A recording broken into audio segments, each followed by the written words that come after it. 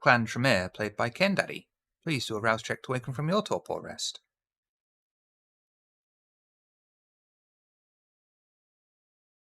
That's a frenzy.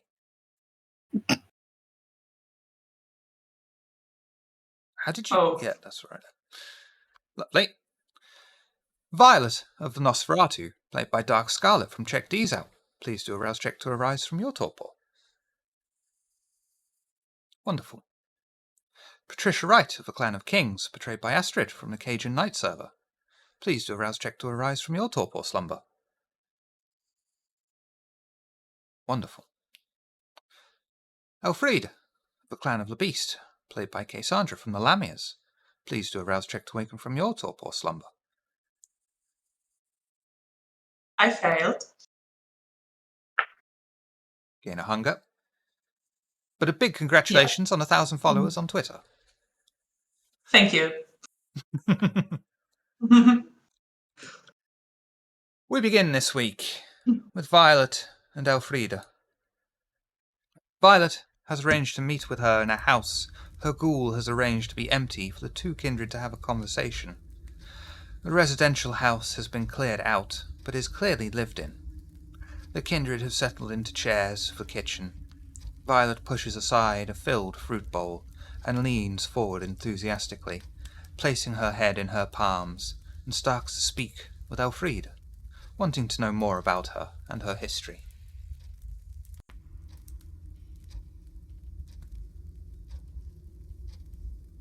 Mind meeting here? I know it's a little dirty. Perfectly alright. Don't worry. I just wanted to get to know you better.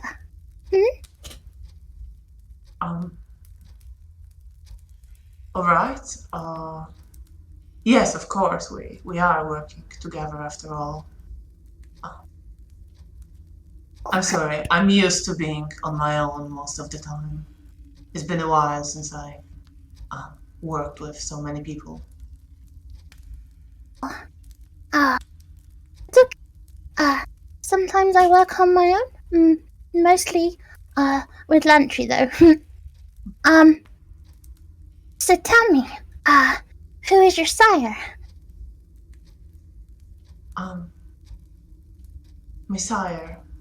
Well, his name's Conrad. He worked for the Camarilla for a very long time. Was an Archon. Quite long. Was pretty secretive fellow. Never told me that much about himself. But it's fine. I suppose I never asked much either. He taught me a lot. And I suppose he made me who I am. Haven't seen him in a while though. Oh, still around? I certainly hope so. Oh. Tell me, do you think he was taken by the beckoning at all? That's what I worry about.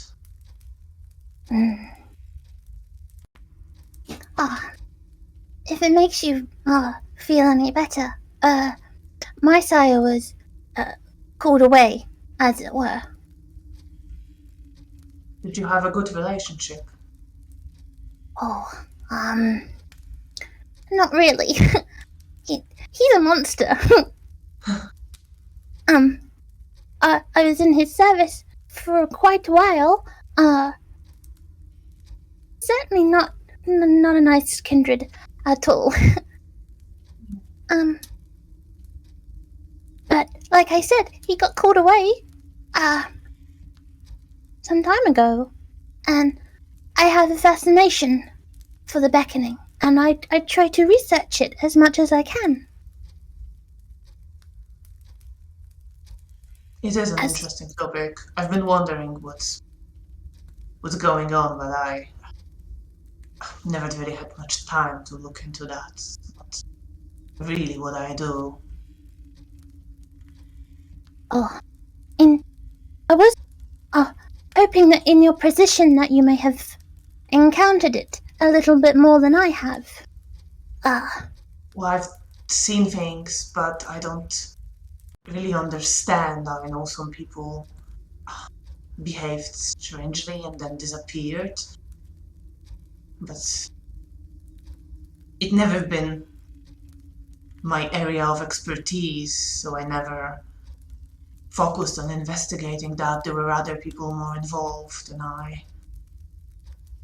I was mostly dealing with Sabat, later Anarchs. Did you ever, see Sabat be called? Or are they the opposite? I seen Sabat mostly from the perspective of, well, us trying to kill each other. Of course. If you like, I can look into your sire's whereabouts in case they've been called away. I would be happy to help you in that regard. I would appreciate that. Yeah, she gets her little notebook out and writes down the name. Fascinating. Thank you. I really do appreciate honesty and coterie. Yeah. I hope you don't mind. I hope you don't mind all the questions I will ask.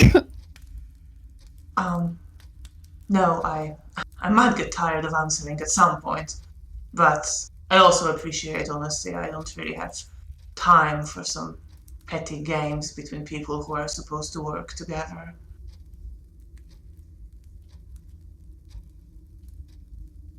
In times like these, we deal with a lot of dangers, and working together is important to keep ourselves alive, as it were.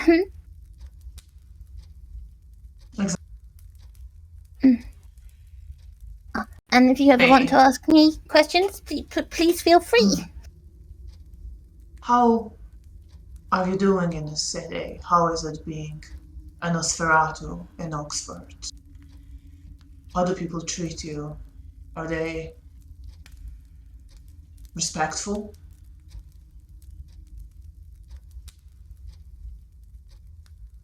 Far as I have experienced, quite well. Being an Archon is certainly helping. Of course. And there are quite a few of us, so that helps too. That's good. I would hate to see, well, what you can see so often. Very kind of you to say. I shall inform you if I have any other experiences. Let me know. Can also, well, say a few things to somebody. Oh. Okay.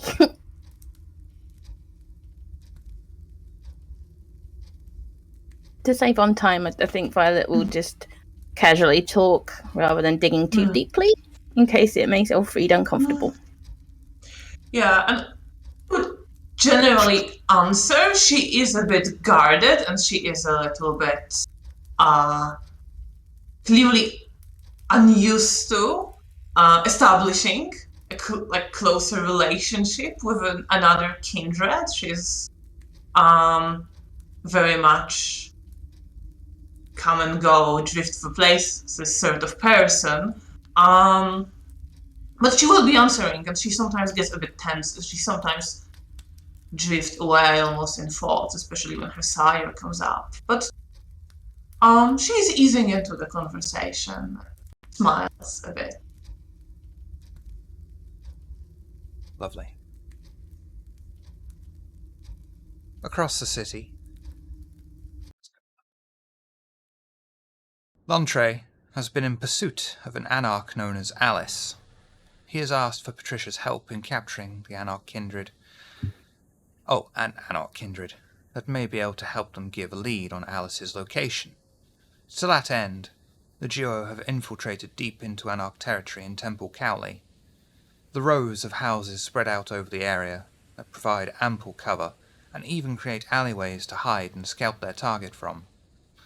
The car Lantre and Patricia use to reach the suburban house is parked up on the street, allowing them a good view of the house within the row. Its lights are out, and each of the houses joined either side of it also have their lights out.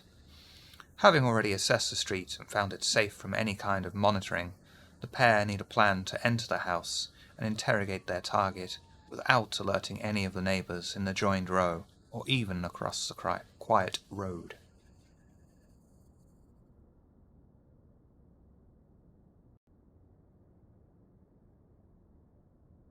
Well, Go ahead. I was just going to say thank you for taking the time to help me this night. Of course. Fellow Archons, are we not? Why don't you forever around this block here, the adjacent one? That way we're not exactly circling. If we need to circle a new block, I'll tell you. And she'll get comfortable in the seat, how she usually does before she triggers a premonition. I'll be back with you momentarily. And I will make those rolls if I may. Please.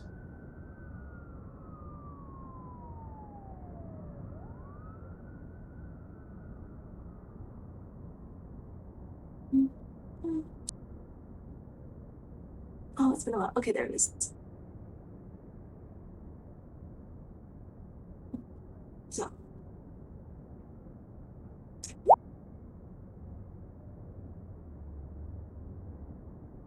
So do the roll for premonition and then add hunger afterwards. You can re-roll those 3 ones if you wish. See what this one is. Oh, that's not this one. Yeah. Very much so.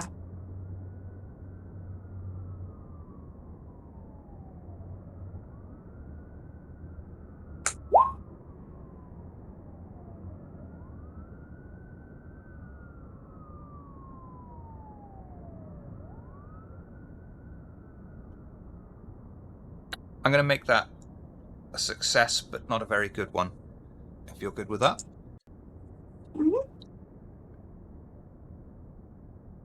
Patricia goes into a trance.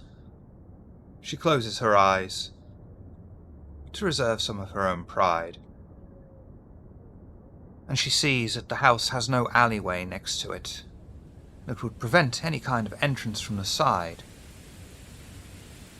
But with her blood sorcery and her mind's eye, she is able to realize that if they used another nearby alleyway, they could run along the back and gain entry into the back garden and enter surreptitiously that way.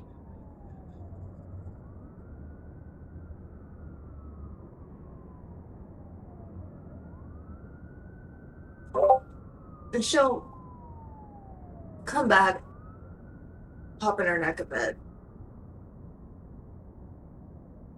It would seem there is no exact direct approach. They made sure to select accordingly. On the other hand, it happens to have a garden. Gardens always have an entry point, especially from the back tucked away somewhere. What rituals have you come to learn, young user Lantre? Well, nothing in particular that'll be of use here. But, if we end up needing information, and this Anarch is not so forthcoming, I do have Truth of Blood.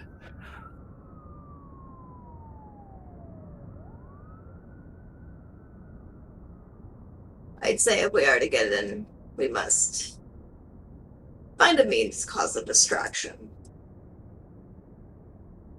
from the front, and then we go towards the back.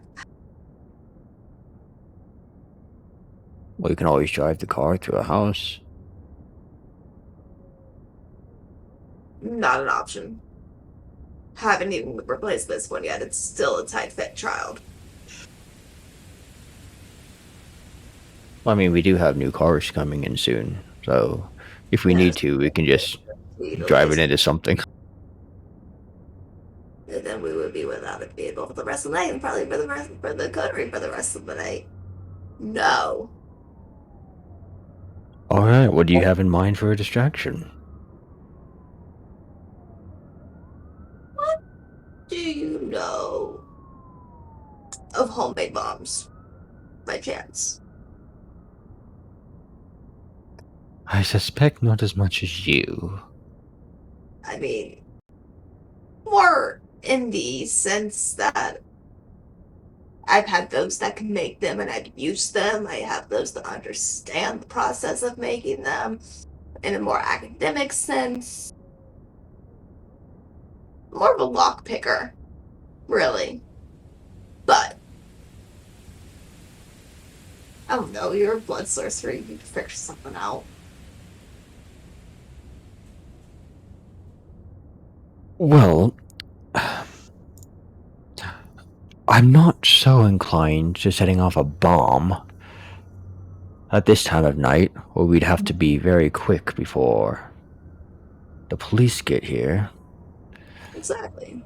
We would be within our rights. Were others doing so, they would be seen as extremists and, compared to this ilk, and just emotionally generally wherever the block is that the house is on, from wherever they're currently at. Well, Alright. also, if we can get to the lock, I can just melt it. But it doesn't fix the problem of our distraction. You don't have a goal by chance, do you? I'm sorry, what's up? You don't have a goal by chance, do you? I do. I do. I mean, I could run him over out front. No. You're if you're your goal, then you have some understanding of their capabilities. How I would you mean, say they would apply here? How could you use them as an instrument for our distraction? I could have him drive the car, but Are they a good shot? Are they or, quick? he's a quick thinker. But apart from that, he's not much good. He does my paperwork well.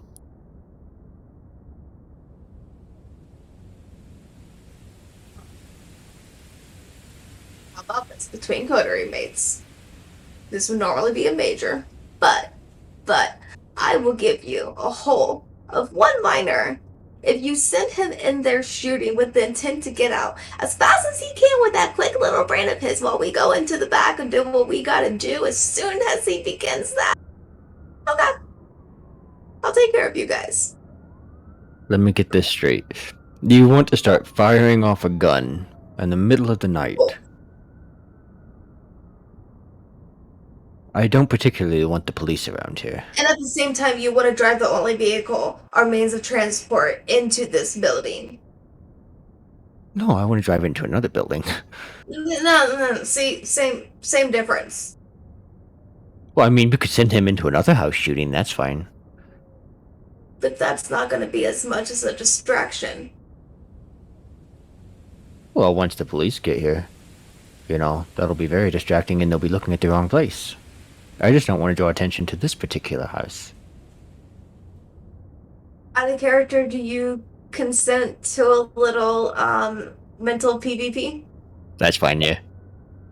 Okay. Let me double check for dominate powers.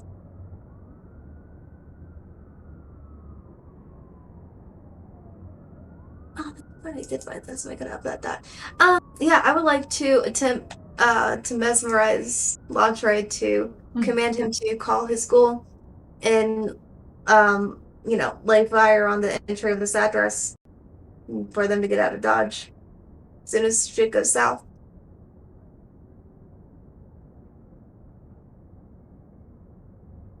Mesmerize. I know it's my manipulation and dominate. I think it's their composure and intelligence. I want Have a look.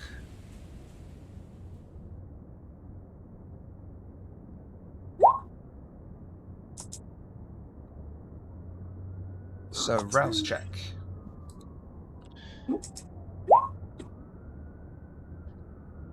Patricia, you'll be rolling Mesmerize, which is manipulation, dominate. Lantre, intelligence and resolve, please. Are you able to blood surge for a roll like this? Absolutely. I would like to do that if possible. Okay, do a rouse check for me, please. wise. What's your blood potency?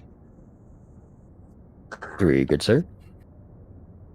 3. Oh, add 3 dice as a modifier.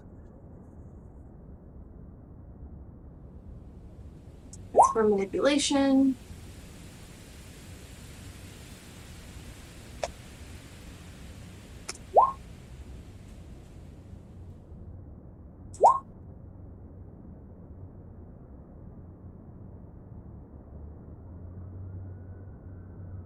Like to stand on your rolls?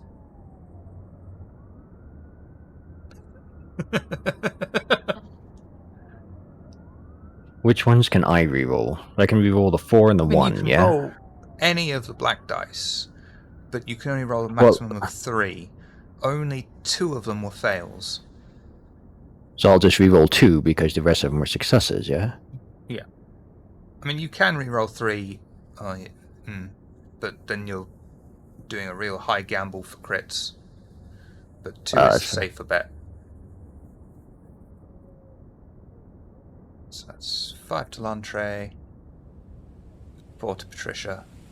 And unfortunately, as Patricia attempts to bend Lantre to her will, he is able somehow, miraculously, to resist the command.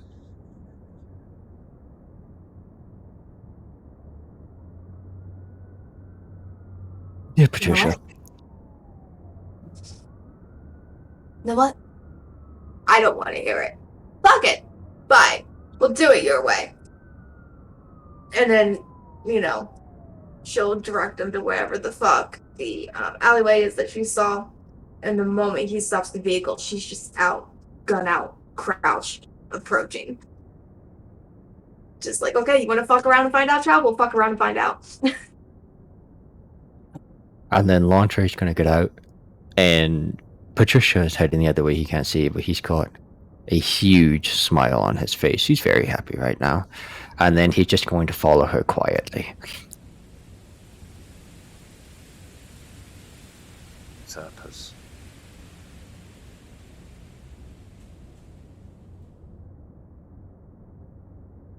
Where are you heading? I'm Basically, just following Patricia. Basically up to the garden gate. Basically stop right there before you get to it. Like, I imagine there's some bushes, and try to identify any cameras. You walk up to the front gate, notice it in an absolutely immaculate order. Casually look around, and you see there are no CCTV cameras or anything monitoring you. All the lights are out on the houses, and it would be very safe to assume that everyone is asleep. She's already borderline famished. She's just gonna have the lock kind of like, okay, Mr. Show Off. Andre's going to give a bow. And as he bows, his face is going to face the ground so she can't see. He's going to smile wide. And then before he stands up, he's going to drop the smile. And can I roll Sense the Unseen to see if there's... Because we're searching for an Anarch right now, yeah? Mm-hmm. Can I just roll Sense the Unseen to see if there are any wards or anything that we might trip? If you wish.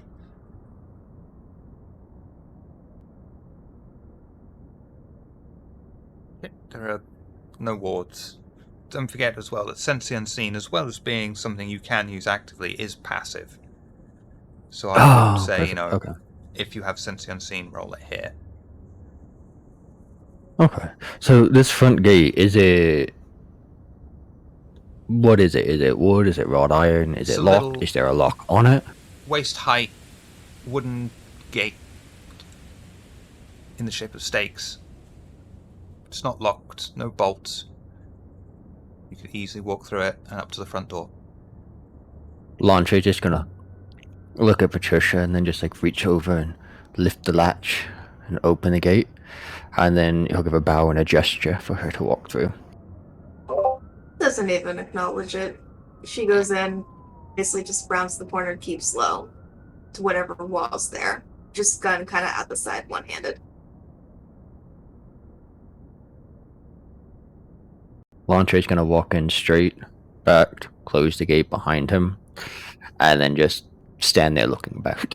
Just staying by the front gate.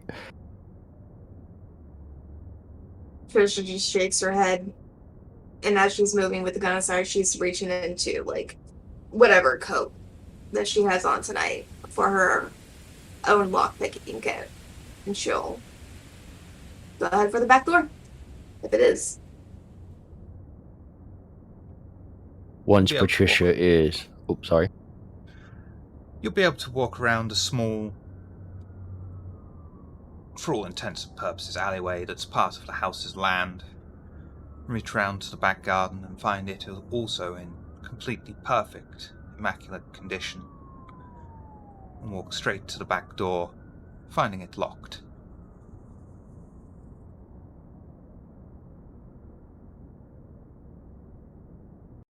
Launcher's keeping an eye on... I presume there are windows in the front, right? Yes. So he's just keeping an eye on the windows.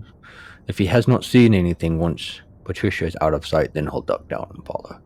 As you stare into the window, you notice the massive pain that I'm currently feeling.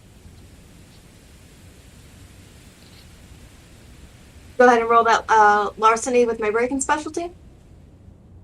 Dexterity, larceny, +1 for speciality. No. Hang on. Would you like to re-roll the 3? In chat. You can't do that, you're playing. I don't know what you're talking about. I'm Launcher, you don't know who I am. Early in the game, and I've already spent 1 willpower. Would you like 2 willpower. success at cost? No, because she knows that her Tremere, let's say comrade, has that handy coercive vitae thing. Okie dokie. Just to show off, if you will. Apparently, I gave Violet my good set. In that case, as Patricia walks up to the lock and attempts to pick it, applying deftly her skills and her lock-picking tools, she's unfortunately unable to break the lock. As she does so, the beast screams inside of her skull, and there it is. The need to rule rears its head. They stop at nothing to assume command of a situation. Someone must obey an order from Patricia. Any action not directly associated with leadership receives a 2 dice penalty. This compulsion lasts until an order has been obeyed, though the order must not be supernaturally enforced.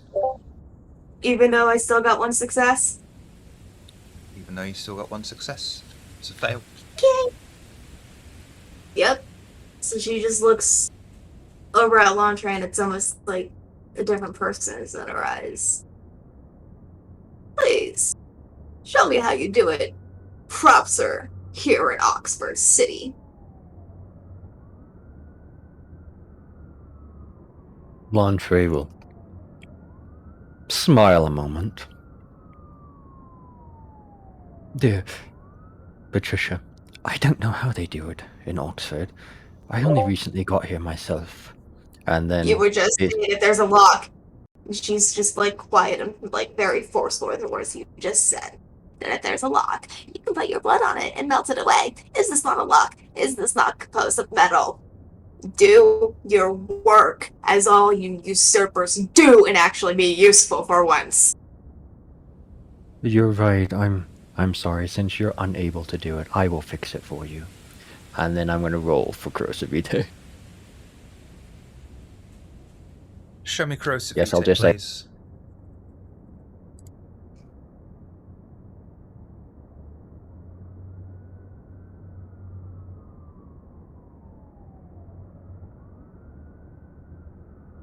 Yeah, do the rouse check for me, please.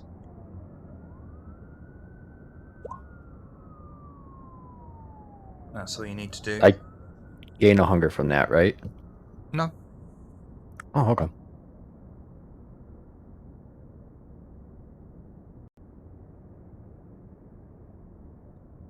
Lantre opens a small wound on his wrist and allows the blood to flow over the lock. They both stand back and watch as it sizzles and slowly breaks open, allowing them entry into the kitchen. The door from the garden leads directly into the house's kitchen, which is kept perfectly clean and immaculate. The pair of kindred carefully step onto the linoleum-lined floor. I've got to stop writing such hard sentences to say. Letting only the faintest of sound escape from beneath their feet as they make their way forward into the house's hallway, come to a halt at the bottom of the stairs. Is there anything you wish to do before you proceed upstairs? Out of character? Is the compulsion gone? I mean, I obeyed. Yeah. Yes. But out of character. Hello, Lucy. Welcome on in. Hi, so- Lucy! It's like that time where you go to a fucking stage show with your kids for the first time ever, and then they just walk out onto the middle of the stage and they shout from it in the middle of the big musical number, "Hi, Mum! Hi, Dad!" Right, not my fucking kid. I don't know him. Oh, fuck, I'd hate to be that guy's parent. Shit. Oh, that's how it's so embarrassing.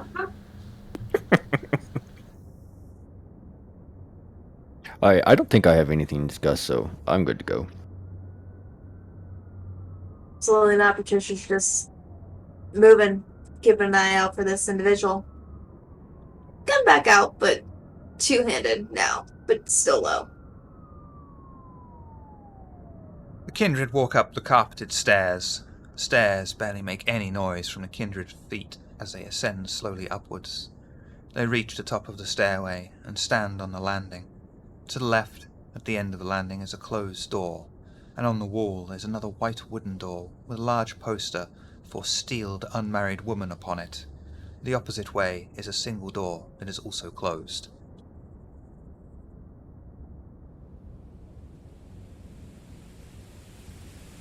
I'm just gonna raise an eyebrow, Patricia, without saying anything, and just gesture which way do you think we should go?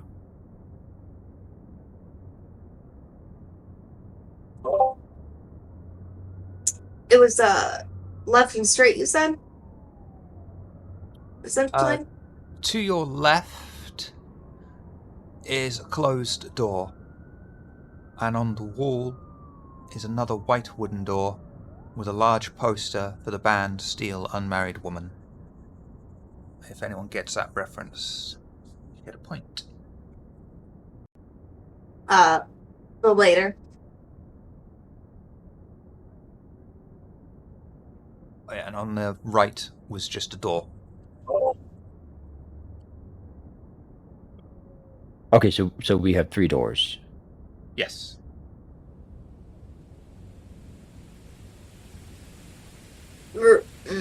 That seems very much like a Brewhog grip. tread the door, dear child.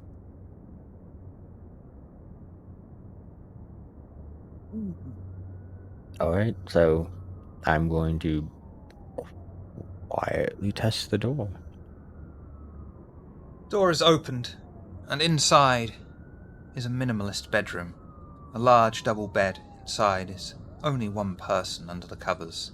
The thick curtains are drawn over the window and let barely any light in. The two kindred's eyes have adjusted well enough to let the dim light that as they scan the room, they see, sat in a rocking chair, the only other piece of furniture in the room, is a man in suit trousers and extremely faded band t-shirt. Although the logo is faded, the familiar visage of Freddy, the mascot for the band Steel Unmarried Woman. The man stands and confidently strides over to the duo, pushing the door open and past through the pair, just letting out a "let's talk" as he heads downstairs. What would you like to do?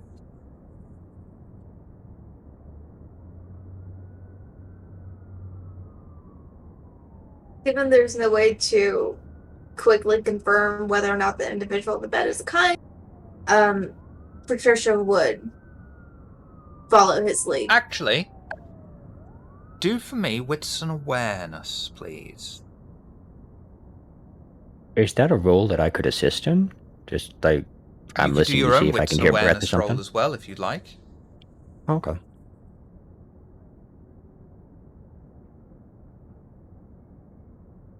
It's not going to be a very difficult roll either. Perfect. You will see that the person under the covers does appear to be breathing.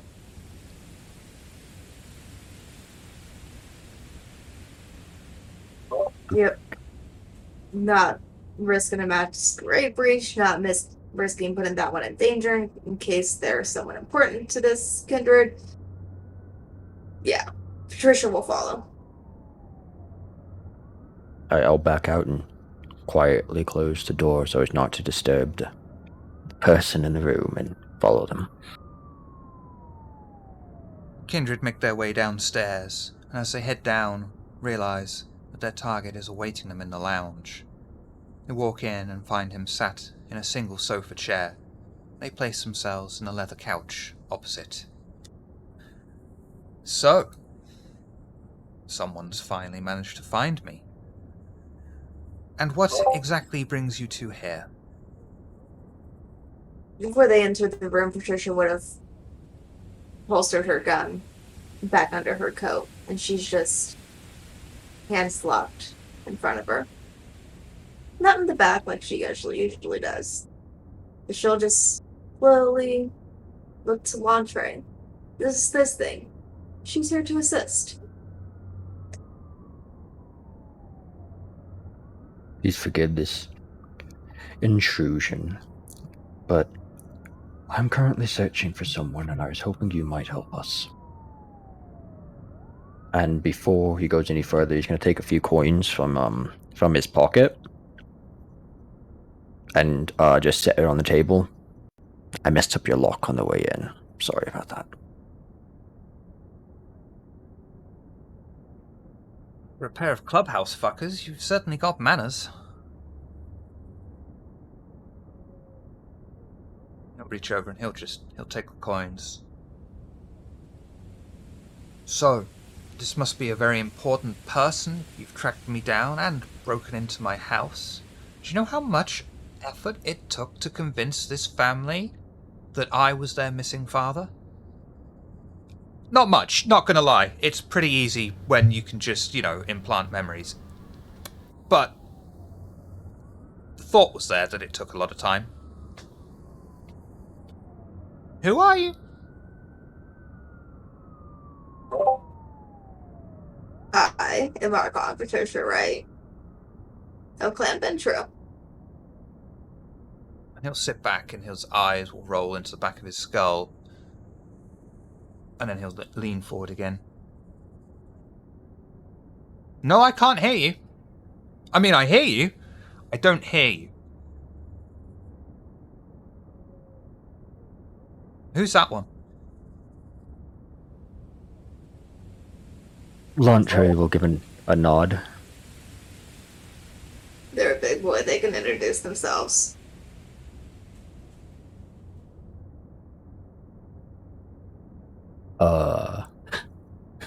I'm Lantre. Arcon. Wait, And and he'll lean back again. Eyes roll into the back of his head. Lean forward. Nope. Don't hear you either. I mean, I hear you. Wait, haven't we done this? Have I said that before? not to me, sir. I don't know, we only just met. That's right, I don't hear you. So why are you here? No, we did that. You're here looking for someone. Can Patricia possibly tell that maybe they were doing premonitions on their names? That's what that was. And it wasn't premonitions. So, and you have premonitions, so I think it would be fair to say that you would recognize he was far too quick for it to be premonition. Oh. Okay. So Okay. we must be at the part of the conversation where you tell me who it is that you're looking for. Right? Yes, Lantre. Do tell. Share with the class if you would. Yes, Lantre, do tell. Well, first, sir, may I ask who you are?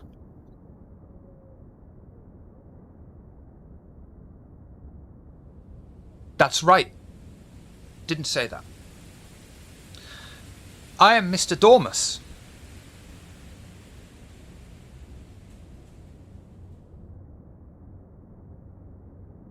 Pleasure to meet you. I'm looking for someone by the name of Alice.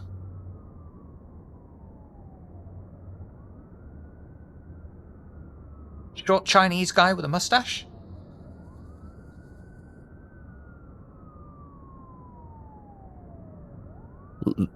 Lantre is just gonna stare at him for a moment. I don't believe so.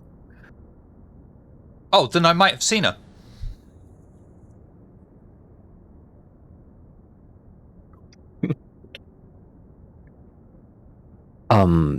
Would you be willing to share any information about where I might find this particular kindred?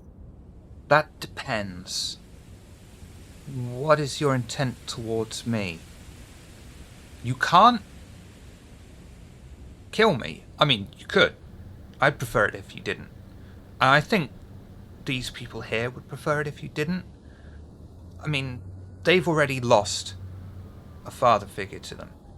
They don't know that they lost a father figure because I, did some things, rearranging. Sir, and Patricia will take one moderately large step forward, so long as you are cooperative. As will we be. We can make sure that you can keep your guys. What you are doing here is most certainly a very peculiar masquerade breach. But if you give us, with no problem, what we need, we could make you a problem for another night. Or if you manage to keep this under control, perhaps maybe you won't have to become a problem for us another night.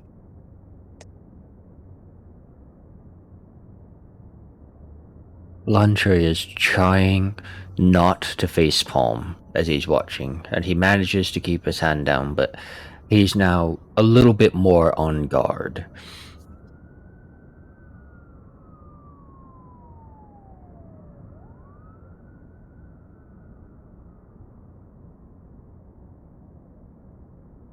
Okay.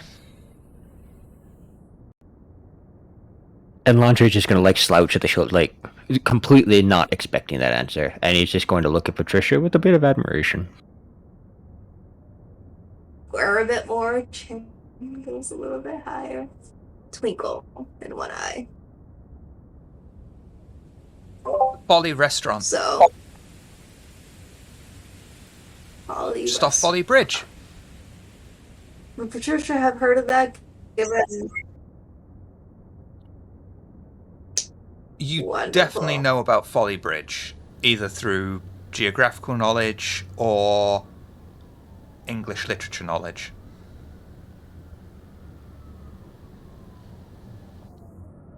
Okay.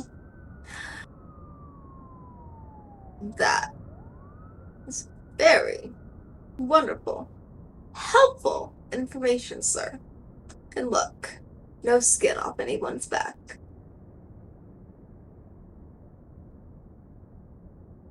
Oh, yeah!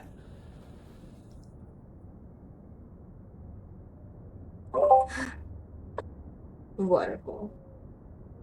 You do a service to all of us, sir, now. And she'll actually take out a few bills, put them where the coins were that he picked up. We will be taking our leave now. Do have a Thank good you. rest of your I evening. don't think that guy knows how much a lock costs.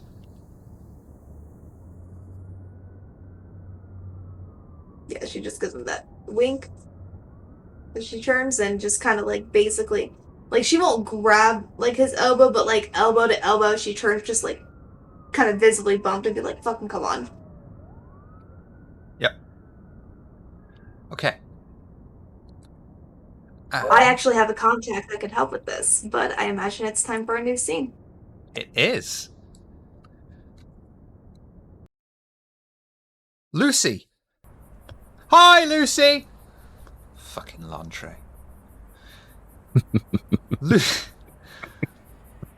Lucy is responding to a telegram she received in private that summoned her to the edge of the city's boundaries in Sunnymead.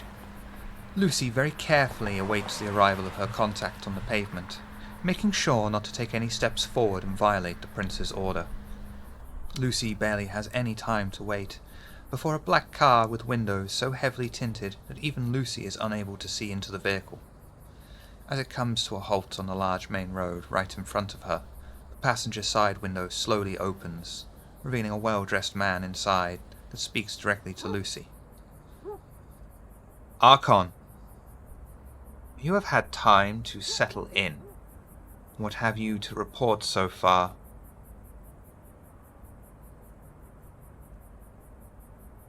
They are a rather uniquely paired individuals. The American stands out, but she's a bit more forthright, gets it done. Lantre, I'm a bit wondering what's up with him. It seems a little off. The wee one, pretty good head on her shoulders, ready to take out anything like a tiger. The one that's above all of us, she's very careful. She's very meticulous. She wants to do good from what I see, and trying to make her clan proud. But I also have a feeling she's wanting more. Wanting more is natural for any kindred. Be For careful. a gangrel. Even a gangrel now that they've officially left the tower. Be careful, Archon. Don't step off the pavement. I'm Even not. we will not defy the prince's decree and enter into the city. We must lead by example, after all. Naturally. We are safely on the outside of the city, and as long as you remain on the pavement, you are safely within the city. The prince is likely to have done something to enforce her edict. It is best not to test that theory, though. I don't want to at all. Evan helped me if something goes wrong and then they ask me what happened. It would be very difficult to explain the splat on the road. You're not wrong. Now, to important matters. Have you raised any of their suspicions, or have they raised any of yours? I'm wondering about Lantry. He lied to the sheriff about his food. And he didn't mention blood. Seems he's being careful, but his words and his body language is off. Tremere are hard to read. They keep secrets upon further secrets, and then you find Agree. out it was just a boring ritual. I don't know, he seemed fine the first week, and now he's well off the second. I don't know if it's a bad botched of a, ritual, or maybe something else. I don't know much. However, he had a vast library from what I saw. Keep a close eye on that one for now, but just remember, he is Tremere. They do strange experiments upon themselves. You're not wrong, but remember I'm La Sombra. I can be underestimated as well. I would rather make sure that I'm keeping up with the reports correctly. We would expect no less. Do you believe any of them are aware of what you are? No. I've made no mention, and I have not brought up any other way, other than I'm here to be part of the coterie and to serve the tower as always. Excellent. You are extremely clever at telling the truth without revealing everything. This is why you are Mission's always the perfect. best. This is why Thank you you. are perfect for this role. I think Keep so up- far everyone is for the tower. I haven't seen anything but Landry off of it, but I'll watch him a bit more closely. Excellent. Keep up the stellar work. Do you have anything further to report? At this moment, no. We're working on, from what I understand, finding different anarchs and trying to make way about certain things around the prince and some people who, shall we say, lived in unique circumstances. This I have a city feeling there's has... Forgive me, carry on. No worries. The city has a bit of a mystery to it that is secrets upon secrets as per everyone here. But also, I have a feeling there's something a little bit deeper, and I'd like to dig into it. Dig as far as you can without arousing suspicion. Of course. Be wary of the prince. She is one of the few that has succumbed to the beckoning and also returned. I've yet to meet the prince. I've only met the herald, or the happy, whatever you wish to call her. Toreadors. She is generally aloof. You can secure a meeting with her sometimes, but don't let the Tremere earn her ire. She does not suffer fools lightly. I've already seen the way that Tamir handles one of the people inside the Elysium. Call him by the wrong name, and you know how La Sombra are. Indeed. He's a Go fool's on. errand, but he's a good distraction when I need it. And as always, disposable. True, but I'd like to keep this card holding, so if something was to go wrong or awry, we have a bit of a, shall we say, leniency plan. Shall of course respect your autonomy and leave it in your hands. The car's window Anything glides for you? up. Oh, sorry. Oh, she's gonna say anything. Is there anything else that you need me to do? The car's window glides up and drives off into the night, leaving Lucy alone to collect herself and head back into the city.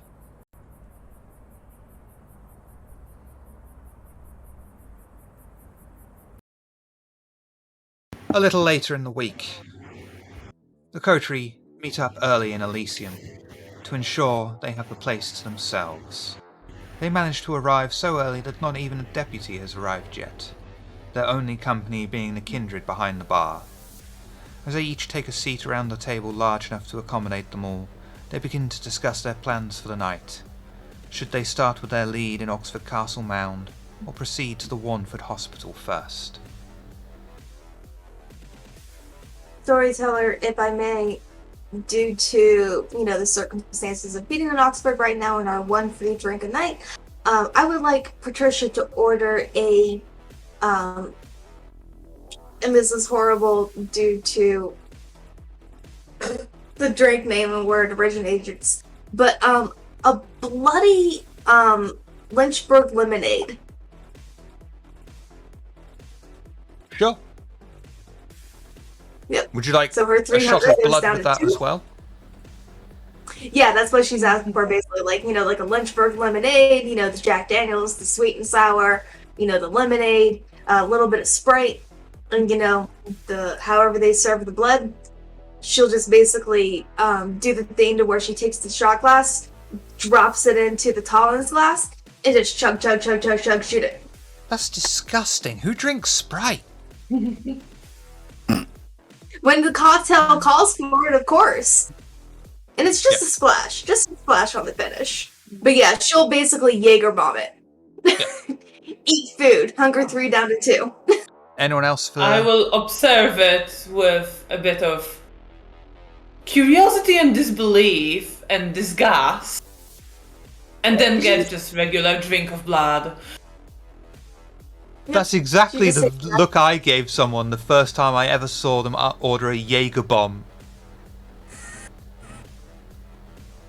I was like, you're going to be so fucking sick. That's disgusting. Yeah, anyone who's ordering a drink may slake 2 hunger. Ooh. I will order one as well. Thank you. Violet will not. She's not hungry.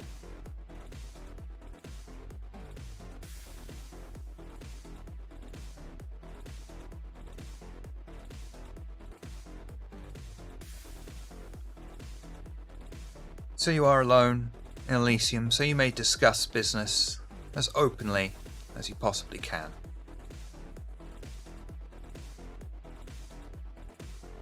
So, I've been told we have 2 places to investigate. We seem to have more information on the hospital, from what I heard. At least the person we're looking for. Would that be a one named Alice by chance?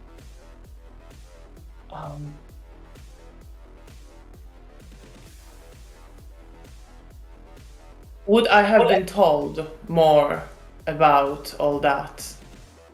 You wouldn't recognise the name Alice being Oh. associated with this, No. because this is to do with the Ventry Primogen. Alright. Not to my knowledge. Excellent. You will forgive me, but my tutor in Auspex taught me that even if something seems to be impossible in the realm of crossing streams, it is important to adhere to the possibility. But very good. I appreciate you feeding my adherences, as it were, ma'am. Right. So, well, I believe you have more information on this task than I do currently.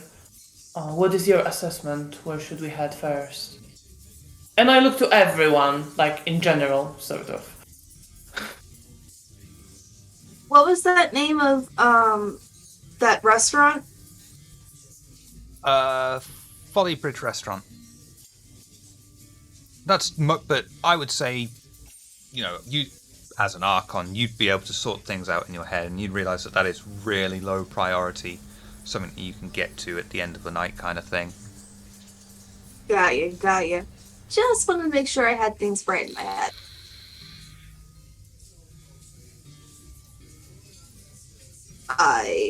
With this being the previous Venture Primogen, I feel there would be a lot of bias So I would very much like to adhere to the rest of the coterie. Especially the one of the clan that is supposed to be my Cain-given enemy. Miss Lucy?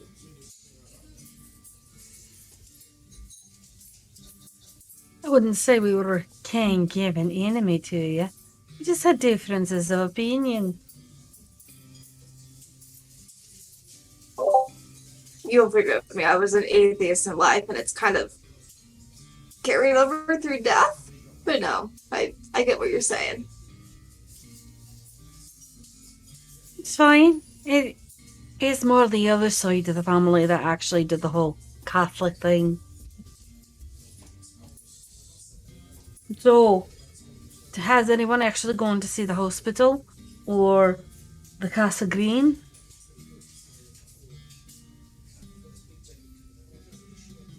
So might be a little problematic with all the people and the doctors. But between me and Lucy and I, we could hack into cameras and such if we prefer to go that way. I can work into that way, yeah. Yeah, I think that would be wise. Even if to determine if we need to head in or not. Who are we looking for exactly?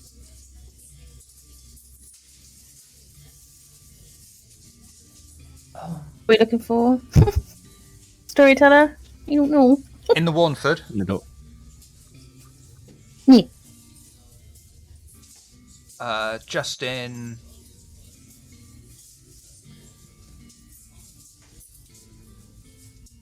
Justin Generico. Oh, fabulous. Was that a ghoul of the Primogen, or do we not know this? Don't know. Oh, we don't have a clue who that is. Okay. Alright, because I have the name Justin Francis. That's the one. That's someone. Perfect. Get bloody notes. Right. I'm doing notes now as well. Back in. Got too Yeah. fucking many. Dude, I've got like 3 over here, 4 over here. So, wait, are we going for Justin Francis? Or are we going for somebody else? Just in front. Because he has the one who is a connection, I believe, to Primogen, because it was the only name I could find in the name of the book that I managed to find in that alcove.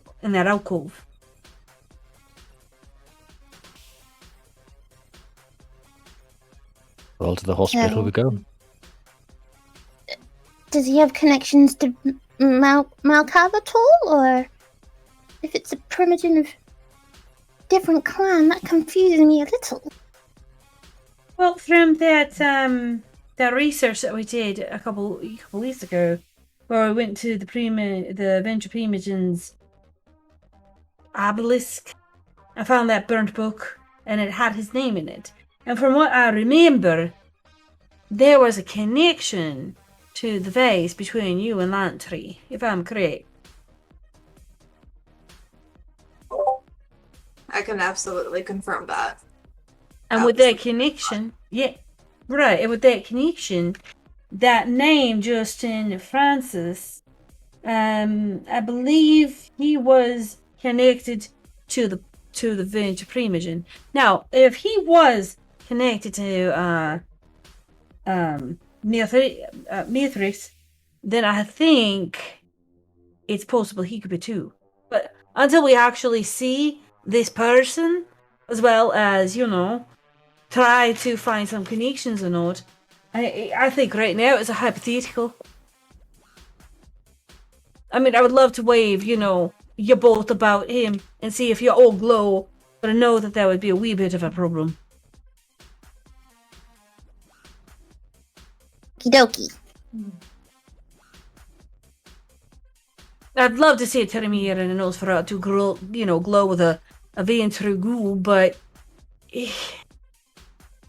sometimes experiments are not exactly the way I want it to happen.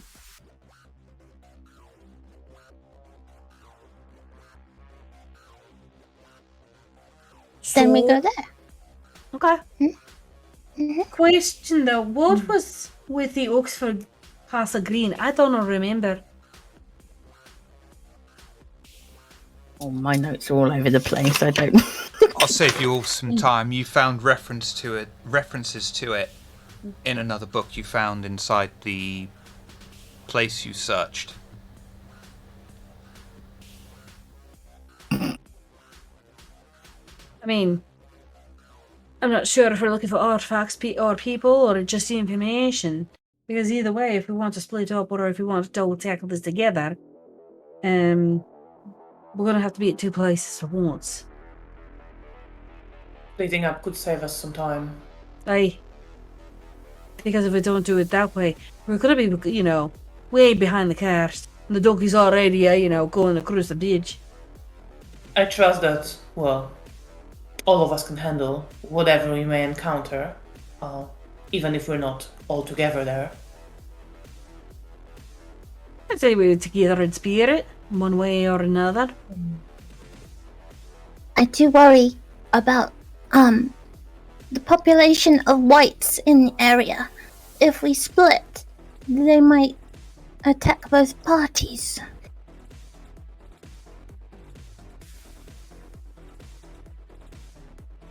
You're not wrong.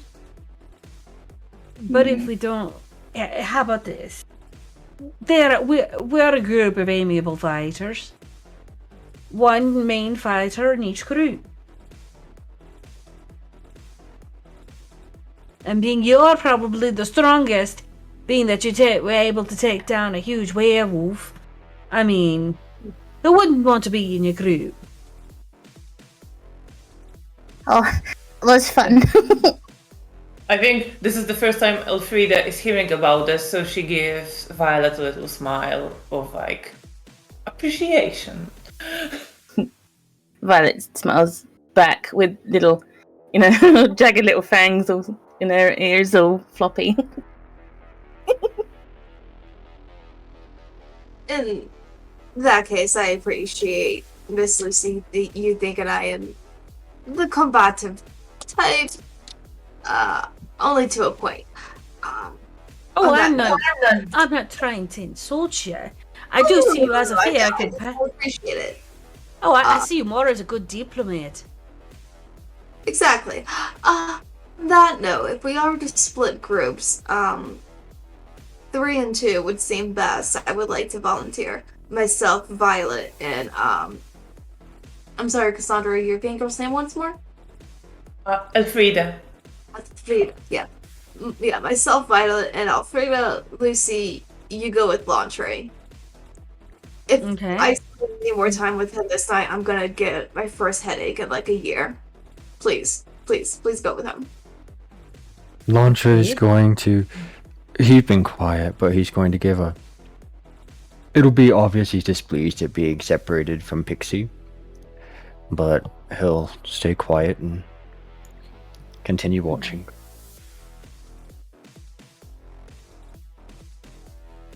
Don't worry, I believe you will find things that you do not think will be applicable will be even more so with one of her clan. Yundu Silver. Are you going to go there into the green, or are you going to the hospital? Ladies, look at the two that she volunteered for her trio. Well, I think we should do it by our skill set. And we talked about hacking into hospital systems. I understand both Lucy and Violet can do that, right? We've no idea what we might encounter on the mound.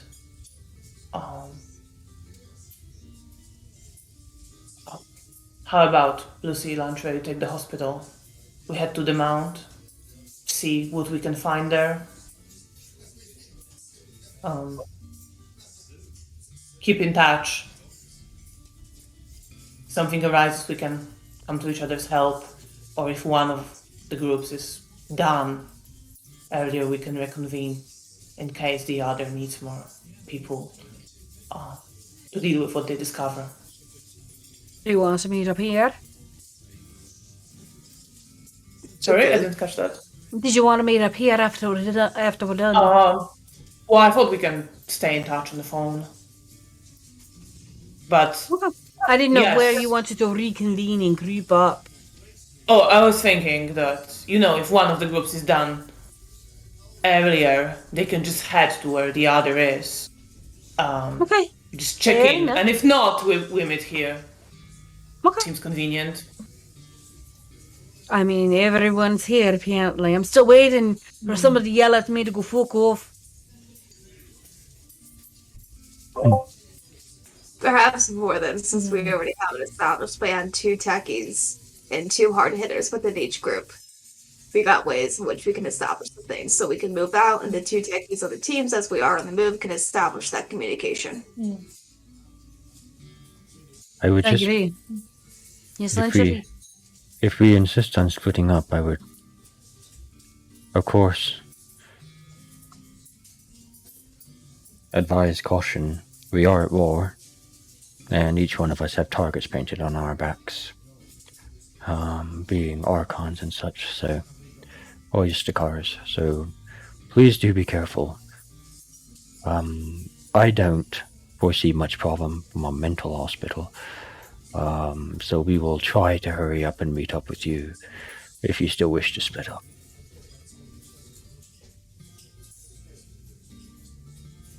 Tree, do you want to take my cricket bat? Just in case. No, I gave that to you, dear Pixie. I'll be fine. I've got my knife and I've got my spit, and we're fine. I'm sorry. Can you run that by me again? I think I have a couple of burnt mages in my hair. Did you say spit? You haven't fought with me yet, have you, dear Lucy? No. Do you mean to tell me that you are not familiar with the Tremere and their basic abilities? Just want to confirm more than not new. I just want it to be, simple like he does it on dagger, or does he do it in the... I mean, it's weird, but I'm actually kind of fascinated. Both it as long kind of as just it works. Yeah, it just basically depends on my mood. We've been doing this unlife for a long time now, and it gets boring doing the same thing over and over. So sometimes it's fun just to spit at something and watch its face melt off. Or other times you can just keep it civilized and throw an acidic dagger.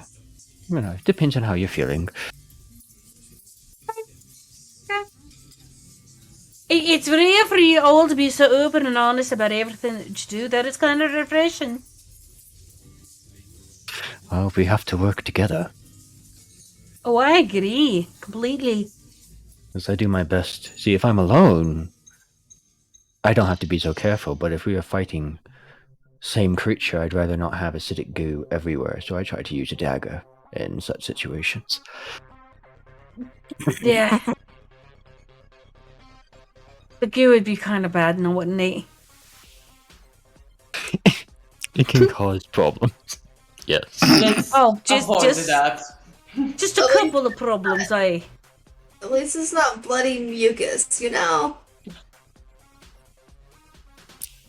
Yes, indeed. There's some things in life I don't really want to remember about being living, and that's definitely one of them.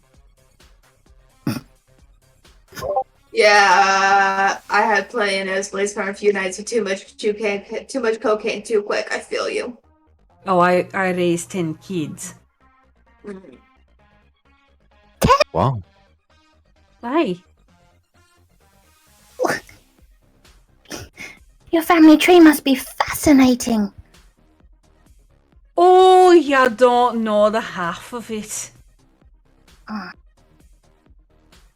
need to ask you about it later. Oh, sure. I'd be happy to go over it at some point. It's, shall we say, illuminating.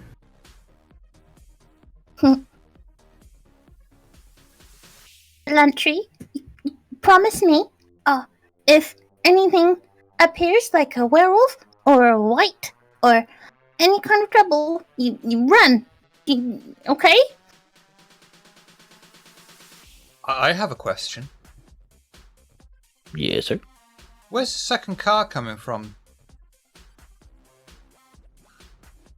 Weren't Okay, we sure. going to get a car? We had like a few weeks past. Would we Yeah, have gotten Patricia- one in the meantime? One? Yeah, Okay, but there so we was have a two. they had a car before.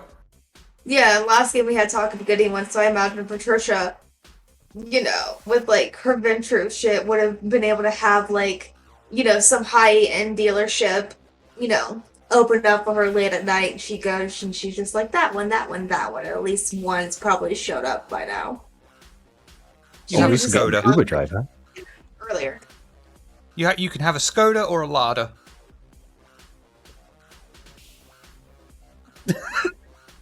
All of a sudden, you're saying Skoda and a Lada, and I'm going, what's the difference in the drinks? Because I have no idea what a I Skoda or would- a Lada is. I don't know. Yeah, I know a lot Very of lost right now. fridge. Really? All Car stuff. Christ, I'm old. Yeah. Ladas, No. I believe, like, if you think of a Russian, or probably more accurately, a car from the Soviet Union, that's a Lada. A Skoda was half a step above that. They've got a bit of a better reputation now, but I have never heard those cars being described that way ever, and I am older than you. how about a Robin Reliant? The fuck? It's a three-wheeler.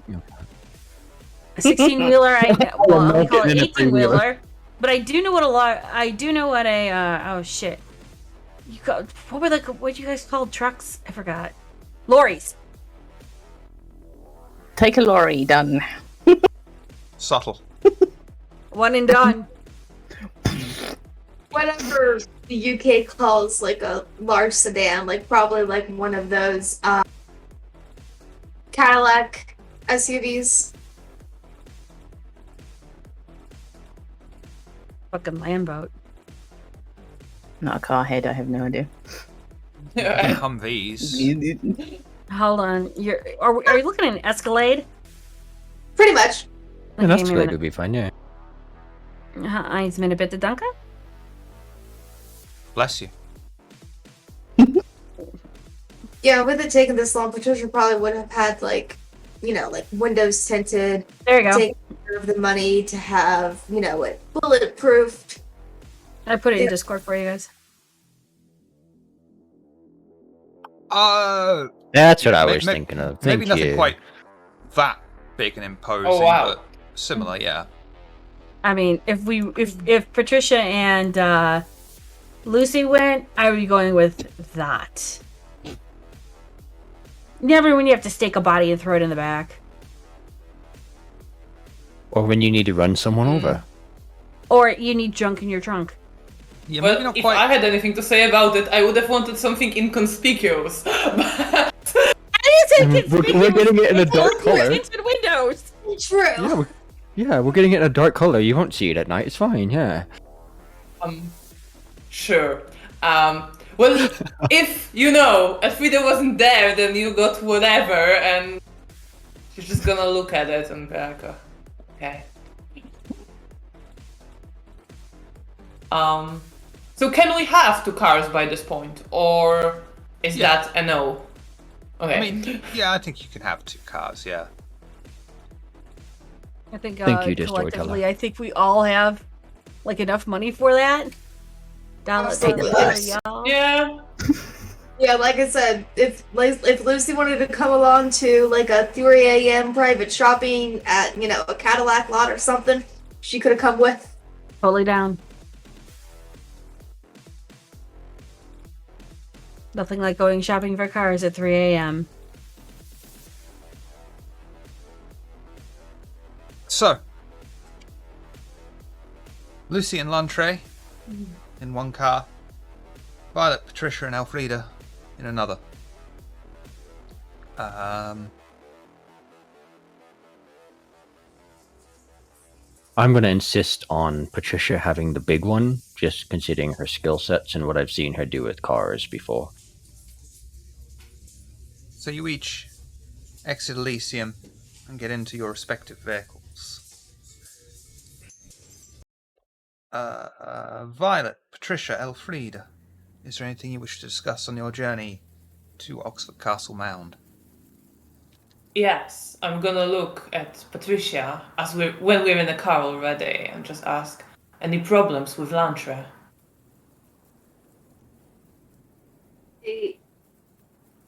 And forgive me, dear, looking at lingerie, but I've already expressed these to your I think face. he's not there at Yeah, I this don't moment. think I'm there. Oh, yeah. We're in the car. That's right. I wanted to wait until he's gone. Yeah. You can bash me openly. Okay, yeah. To inquire. Yeah, so she's just kind of like this. I feel he is far too young to have been given the title of Archon. He has things such as a goal at their disposal. And it does not seem that they went through the proper processes of making sure that the individual of which they called would actually be beneficial to them. Not only that, but they don't really seem to know jack shit about this individual. I said, something that very easily could have been done, that could have taken care of. I offered a boon on faith and coterie, the things of the not. It just laid it out very clear for him. And I admit I did try to pour my dominate into them, but they were being, frankly, a stupid child.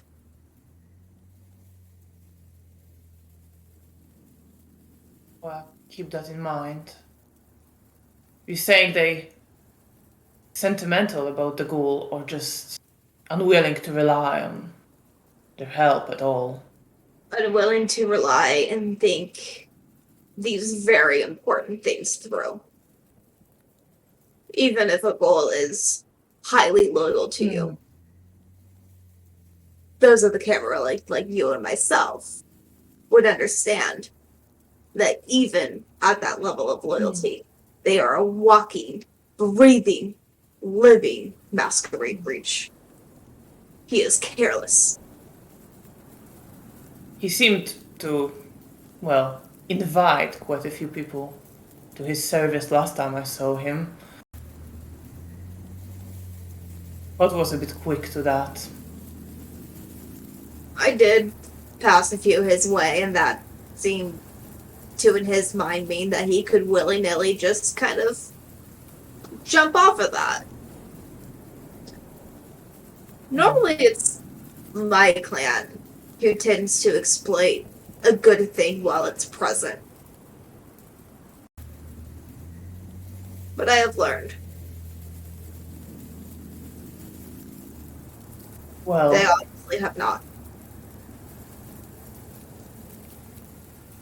as long as he can keep them under control, but let's keep an eye on him just in case. Absolutely. And Patricia would give you the address of his haven, because she's been there recently.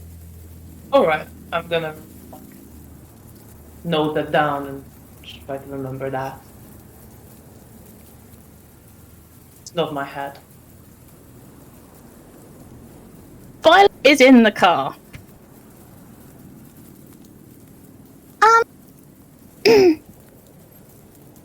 That tree is older than you think he is. And I have worked with him for many years.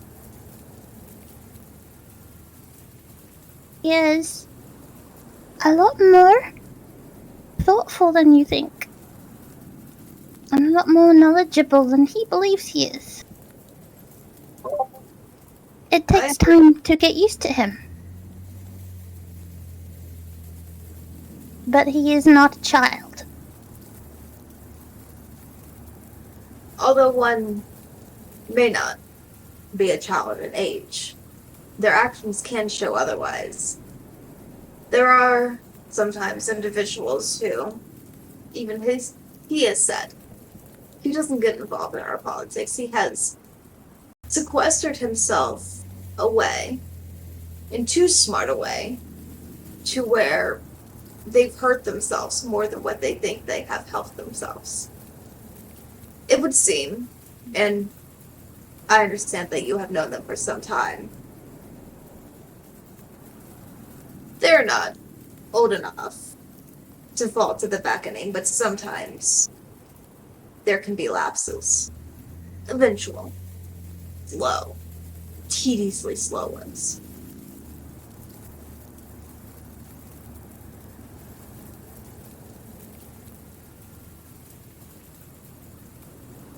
When I first met him,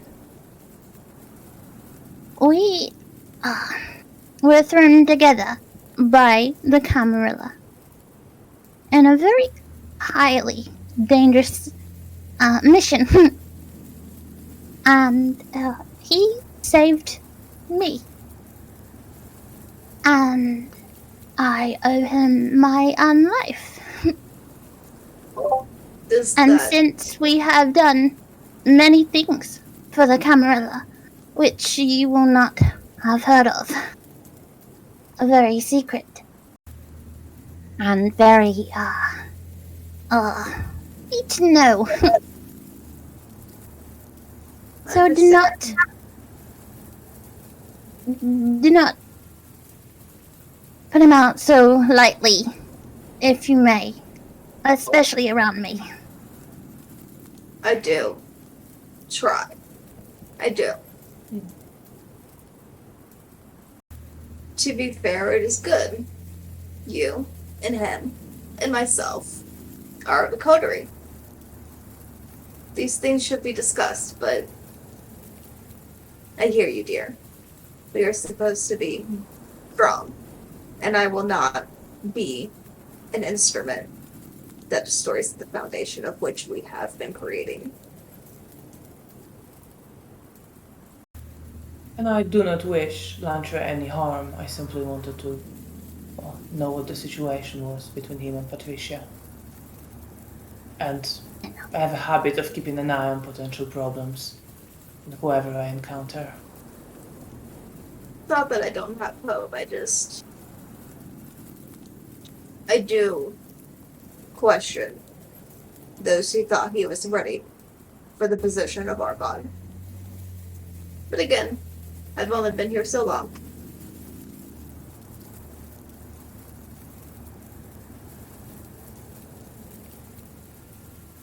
He will prove you wrong. I do hope so. Truly.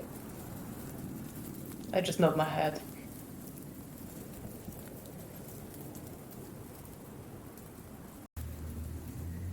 And at this point, we shall take a break. If I can find the right scene. I've got far too many scenes. That one will do. We'll be right back.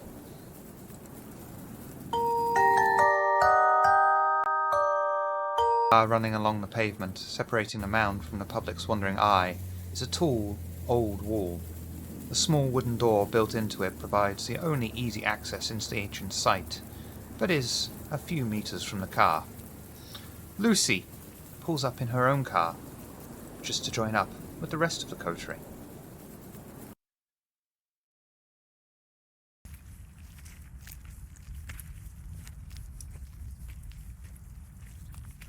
What would you like to do?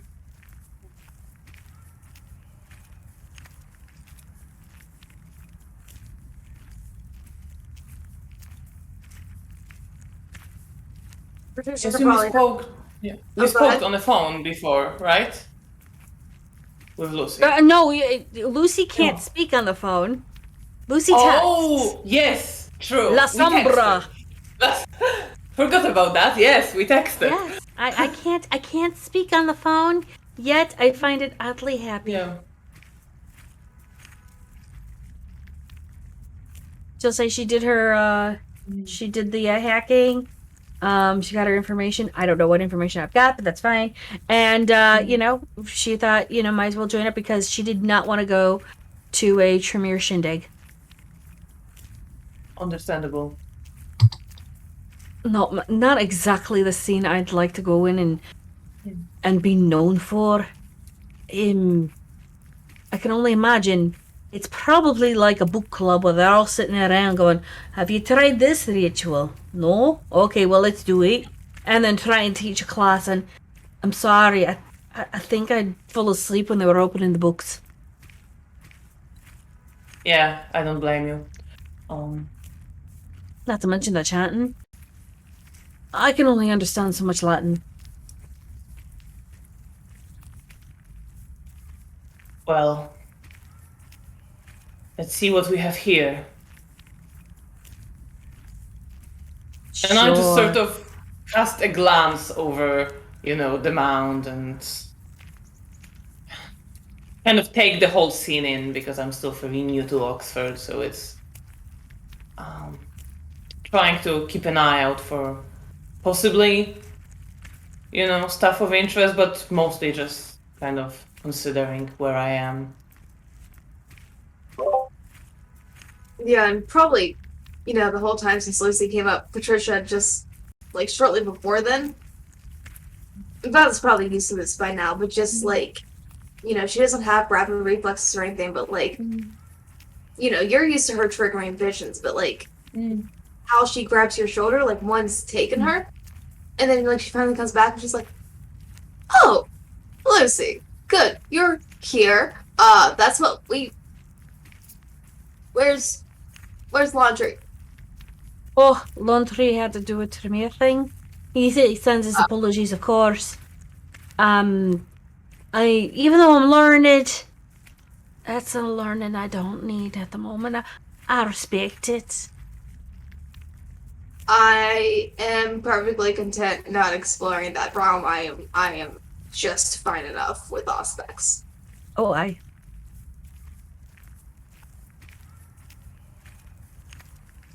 Take in the sight of Oxford Castle Mound, completely deserted at night, probably feeling a little disappointed and confused as to why they call it a castle mound when there's no castle. Would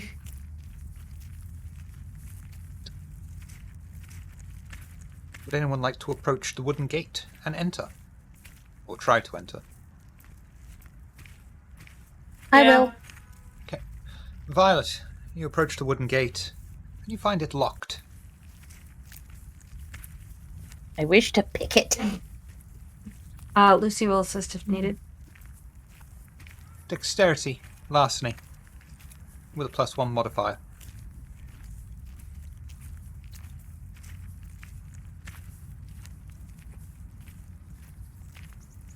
Perfect.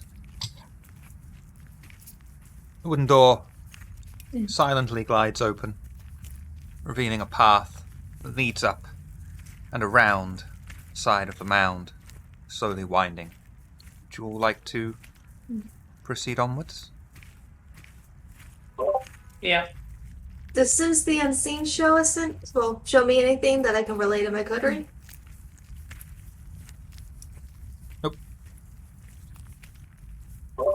All looks clear to my sight.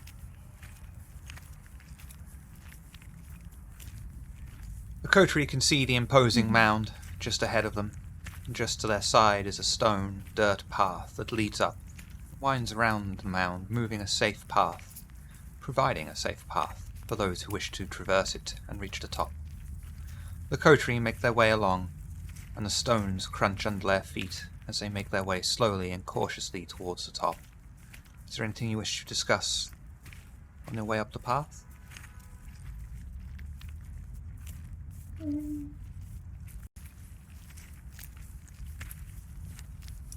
I think at this point Oh, okay. Sorry. No, please. No, you please. Oh, I just was gonna say that I don't, and I just am on the lookout for Is there like some secret entrance? Is there something out of the ordinary that I can spot? Yeah, same here. But basically, while Patricia's doing that, applying skills from her career and life, I would like to rouse her toughness. Please. Wonderful. And you feel your vitae course through your veins, reinforcing your skeleton, your muscles, providing an extra safe lair. I think I'd like to do the same, given that Patricia shared information about needing more people in this place and bad feeling. So I'm gonna rouse as well. Please. And that's a 7, so I passed. Every time I look at Roll20 and I keep forgetting, yeah. Sorry, yeah, you told me not Yeah. So I don't have my stuff on there, so I'm just rolling rouse checks like that still as well. It's fine. The coterie come to the end of the path with a set of small stone concrete stairs that lead to the peak of the mound. Just around the corner from the steps is a small door that leads into the hollowed out mound and the remains of the castle. A huge chain with a solid padlock runs through the handle, preventing anyone from opening the door. Patricia, out of the corner of your eyes, you can see a relatively small-statured man holding his own head in his hands and carefully balancing his oversized hat upon it. You turn your head to look straight at him, but you see nothing there.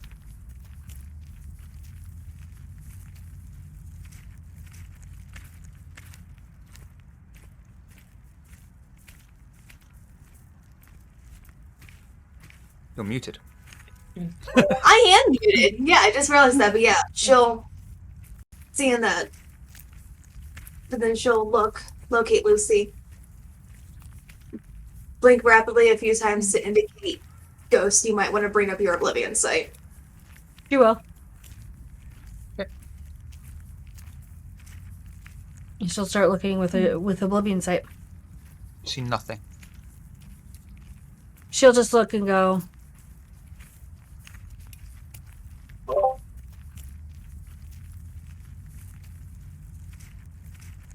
Look on her face, which is definitely curious. Because if a spirit can avoid Oblivion sight, that's something that she understands. But she'll pull out her firearm, two-handed, crouched low, but the gun's still pointed at the ground. How would you like to proceed? Me to pick it. Dexterity, larceny, please.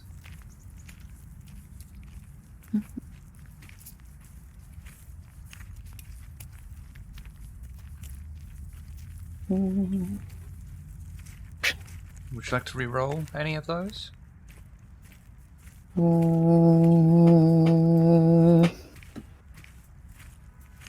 Maybe.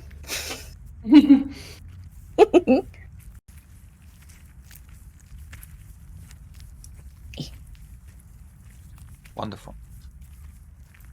The door swings open on its hinges without anyone in the coterie even having to open it, and behind is a small set of stone stairs carved out of the natural rock that lead into an open, dark chamber. The only source of light is night sky that torrents in through the open doorway, allowing the coterie to just barely see in the middle of the floor. There is a small stone well, and hanging by rusted iron shackles are what appears to be various desiccated, dried-out husk-like corpses. 5 of them in total.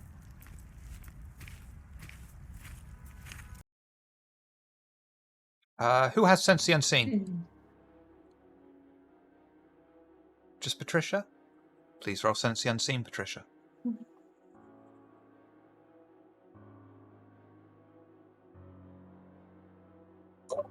May I rouse for resolve? Of course.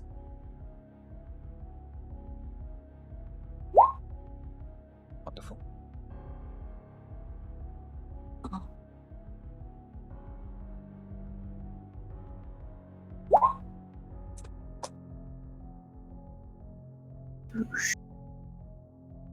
Man, you're going to be really disappointed.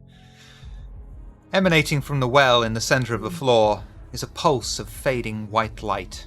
It pulses slowly and faintly and can only be seen when focused on the well.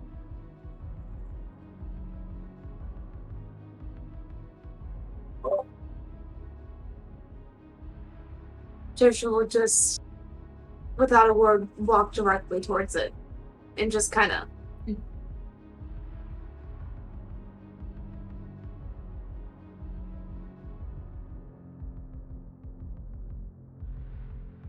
Following. I'm Yeah. following and I'm rousing prowess. Because I may have to use arms. Yep. And Patricia just, when she gets to the well, whatever part she's at, she just wipes it with her rubber gloves, wipes her hands, one leg over the other in her skirt and coat, where she dusted off as much Oh, as you she might could. want to wait. Okay. Sorry, just the image like this. I can literally picture Patricia like, huh? You know, she's like dusting it, and then all of a sudden her aspect, she's like, Oh wait, there's more. The deep chamber leads into the belly of the earth itself. A fine, thick metal grate covers the tunnel leading down and prevents anyone from being able to fall in. The white light travels up like a strobe from a place so deep the kindred with even sense the unseen can't see where it begins. It is far too deep to be able to see the bottom, and attempts to enter it would surely end in torpor for anyone who attempts to traverse the deep well.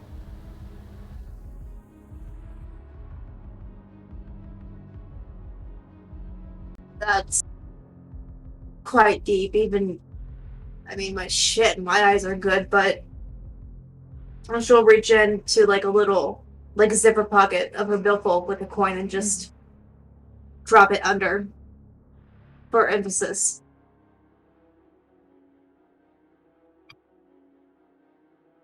You'll hear the coin smashing into the sides of the well, but you don't even hear it hit the bottom.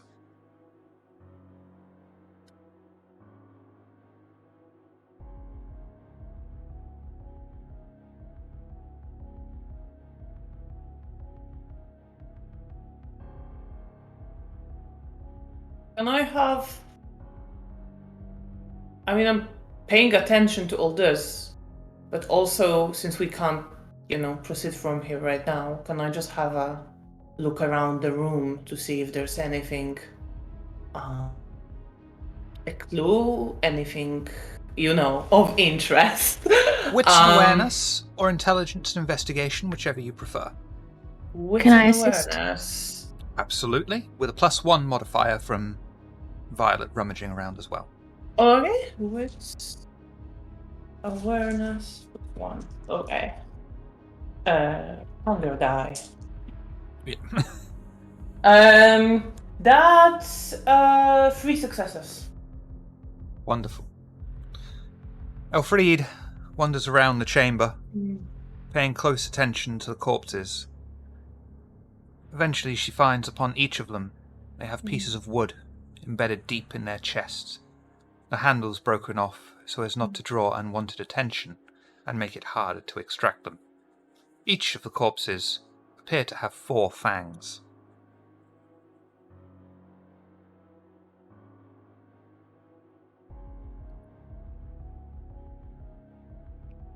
Four fangs.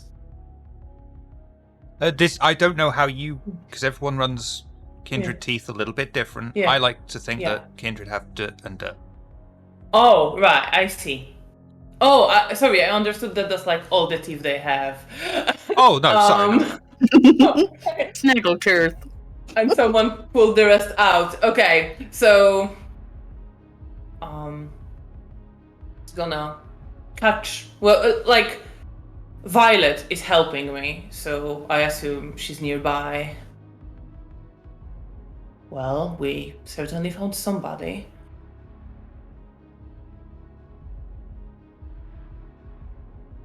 Can we tell how long they've been there? Like, how long they've been in torpor, if they are in torpor?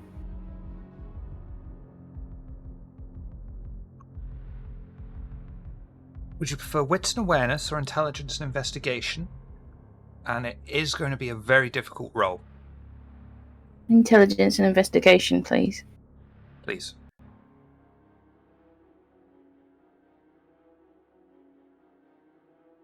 Don't roll the beast.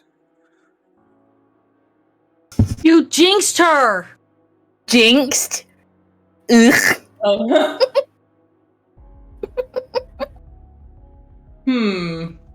I mean, you could re-roll the 1 and the 2 if you wish. Whether or not that's going to help you, though, is a completely different matter.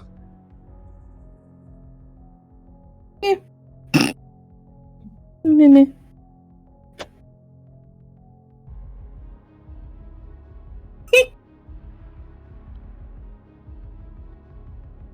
Well.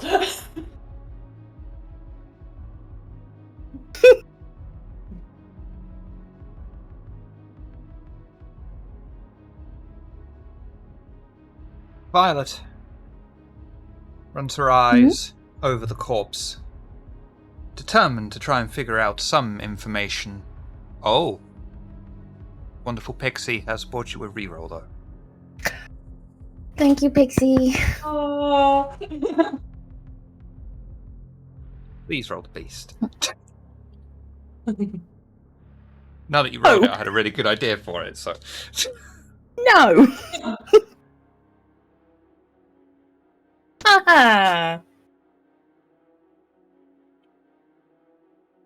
Unfortunately, as she rolls her eyes over the corpses, she is unable to tell anything else about them other than their dead kindred.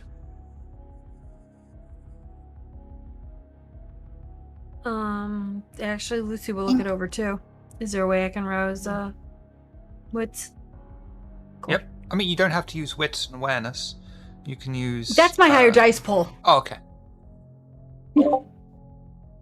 Wits investigation, maybe? You could have a +1 modifier as well from Patricia giving you a hand. Okay. I need wits, so I'm going with a 3. You're going to be really disappointed with what you find, that's all I'm going to say. Even if Oh, you are dear. successful. Wow. Yeah, we got super invested in like establishing that specific information. That's fine. I'm gonna do 1 power reroll because I can. Yes, I want to reroll 3 dice. So it's a 6. That is actually a success. Oh, hot damn. So how disappointed am I gonna be? You tell me. When you find out that they are wearing what appears to be remnants of clothing from the late 19th century. It's so important. It is. Keep telling yourselves that if it makes you feel better. It does. Actually, it does. Mm.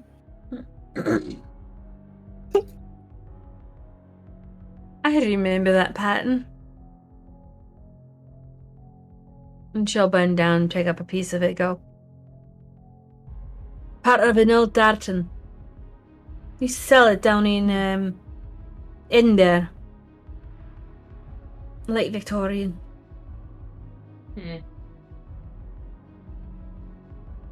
Always take the bodies back with us, you know. Yes. Just for fun. Well, I don't know if fun is the right word, but Bit more macabre. But hey, we could see if somebody missing their friends. Found them. Exactly. Insurance. We might maybe we not know. shouldn't. Yeah. Them here it's a masquerade breach, surely. Anyone can mark the things. Do we It's have gotta a be place sent. we can take them to? You can drop them in my haven if we absolutely have to.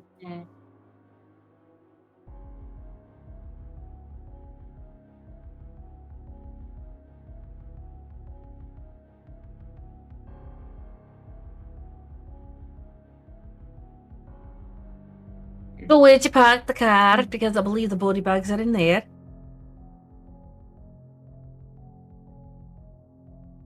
Down in the trunk. Yeah.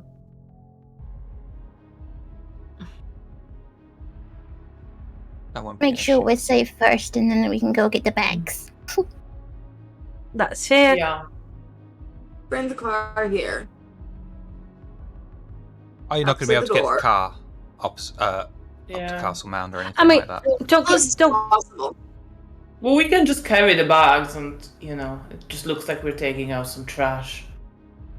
I mean, who said we are collecting the trash that was taken out over 100 years ago?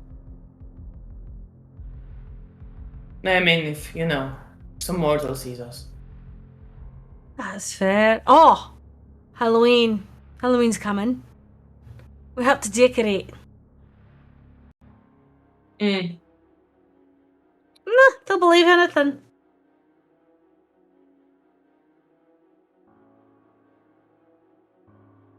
Patricia, your Yes. eyes gloss over after you've discovered this. And you have a premonition. You realize that you have exhausted this site of anything of valuable information at this point, and the only options left for you are to move on to the mental hospital. This time, when the unbending premonition takes her, the outlaw reflexes grasp goes onto Lucy's shoulder. And then she comes back, she's just, we're wasting time, we gotta move. We're done Right. here. Well, are we taking this, guys? That's the plan. Let's do Yeah. it. Let's move. We're gonna go. Violet will go. The bags and come back and shove bodies in the bags. Yeah. Oh, she'll totally let Violet do the thing. One over each shoulder.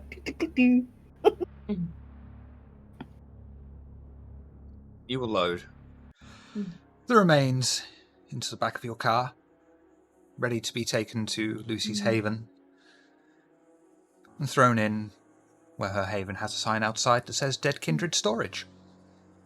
She'll take down the sign.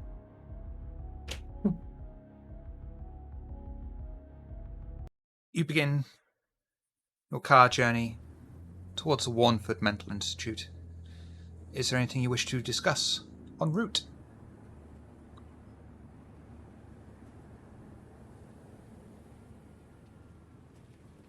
She's just sitting back, relaxing. Probably put on some tunes or something. It's kind of like, What era? Give me an era. 80s.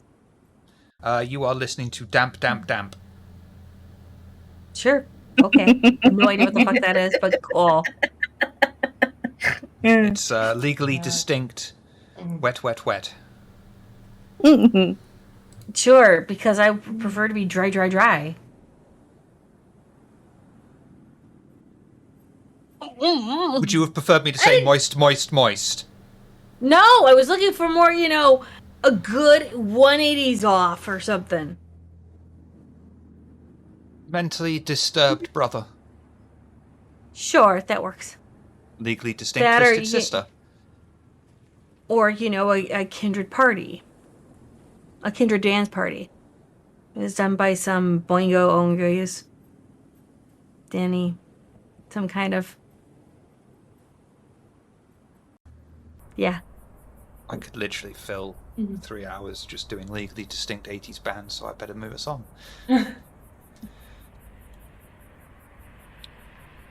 The coterie pull up outside the Warnford Hospital. The Warnford is an old building that imposes itself over the dimly lit night sky. The coterie can see that there are minimal cars in the car park, indicating a small, kind presence. The car is parked up, and before they exit, they realize there must be some kind of security system in place that they will need to deal with, as well as being able to negotiate their way past the front desk to be able to go inside and find Justin.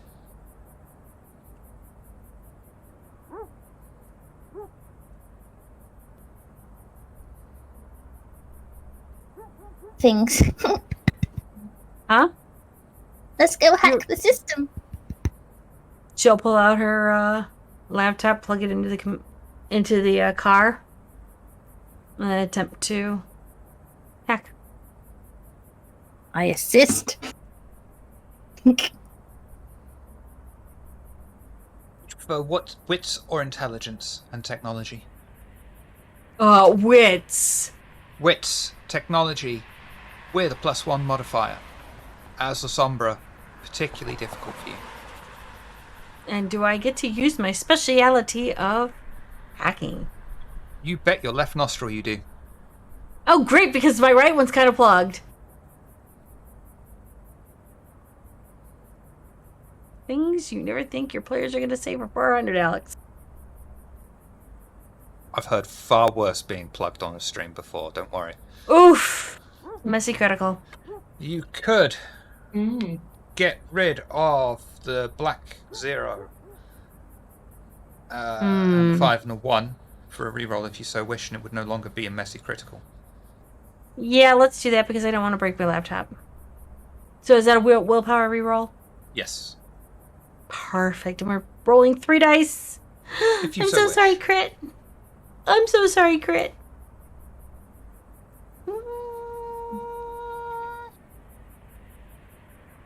That's just barely enough. Okay, good. And you will be able to, using your skill and assistance from Violet, hack in to the local security system and disconnect it from the main grid, prevent it from reporting any break-ins or even yourselves being seen, without alerting anyone or the security inside.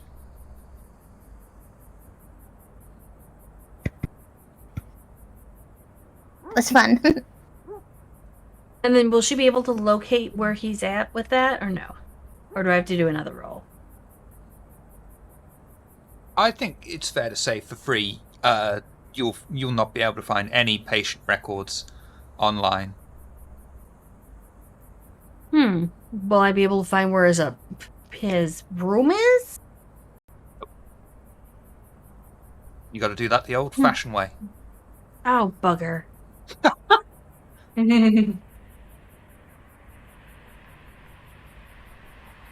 Would you prefer me saying bollocks? Potato, potato. Okay, fair enough. So she'll say, I hacked into the system. All the cameras are off. It's off the grid. So no reporting anything. But for the life of me, the fuckers didn't even put anything into the damn system. So we're going to have to go in the old-fashioned way and... You would think that by now, this the hospital system would at least get some kind of, at least clue together to try and put all this, online. So some of us would have to, fuck all, or aren't bothered at all, to try and get this thing done. That might be an indicator that this facility is being ran by intelligent individuals. As They can be bothered. where those at the tower don't exactly favor technology. This might be one of their operations that the prince doesn't know about. That's just what it feels like to me at the jump. Could be. Fair enough. Could just be an outdated filing system in the hospital. Some bloody wanker doesn't understand the wonderful thing of the internet that I can actually get into. Well, regardless, it seems like I have to go in. Well, these boots were made for walking.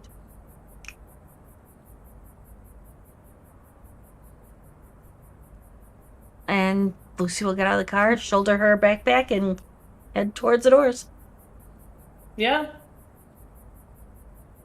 Yeah, Patricia will follow as well. Let me double check her. Pretty sure she has a thing. Question about the doors of the hospital. Are they doors, or is there a step pad and you have to wait for the doors to open?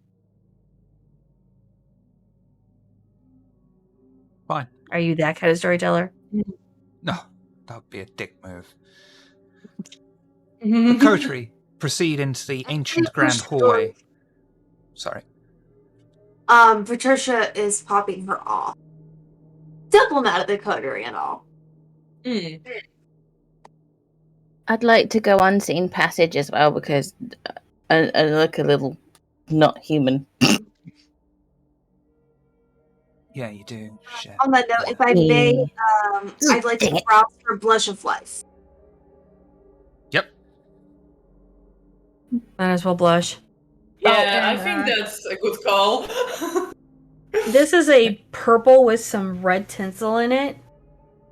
Violet will be seeing that, like, hanging out of Lucy's backpack. You just Okay. Sparkles. giggle. My hunger goes up. Thank you. Mine did too. Lovely jubbly. And Oh, so does Lucy's. pucker nuts. And Violet will be hanging back deliberately on purpose, making sure that no one is seeing her so that she can will the vitae around her mind, not making her invisible, but for all intents and purposes, she is no longer noticed. And the coterie proceed into the ancient grand hallway converted from the 18th century and upgraded constantly over the years to be as modern as possible. Sitting at a rosewood desk under the heavy stone architecture, scribbling down notes as she listens to something on her earphones, is a young woman.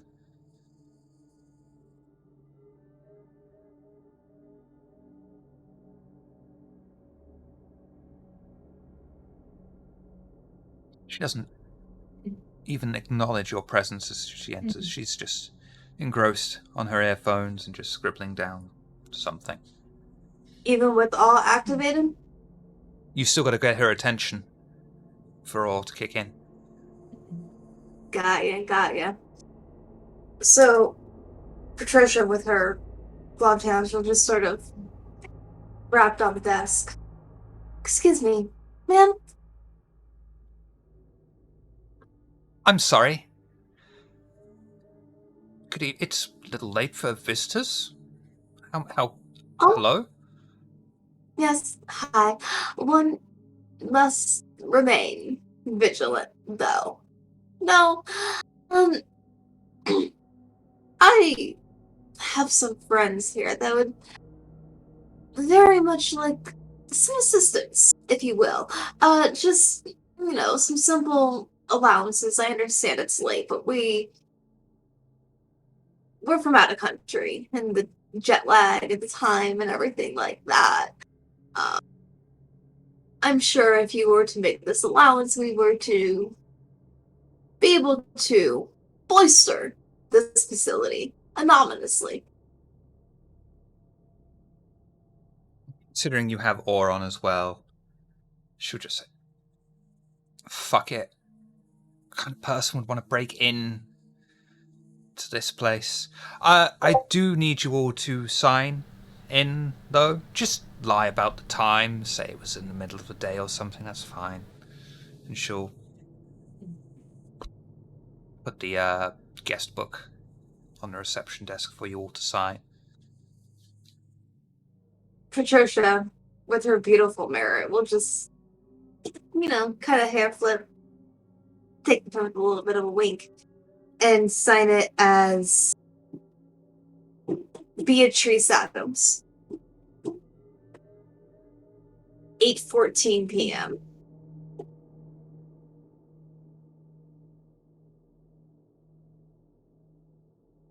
She'll see you writing Beatrice, and with awe, with your beauty merit, she will be very interested. What a beautiful name.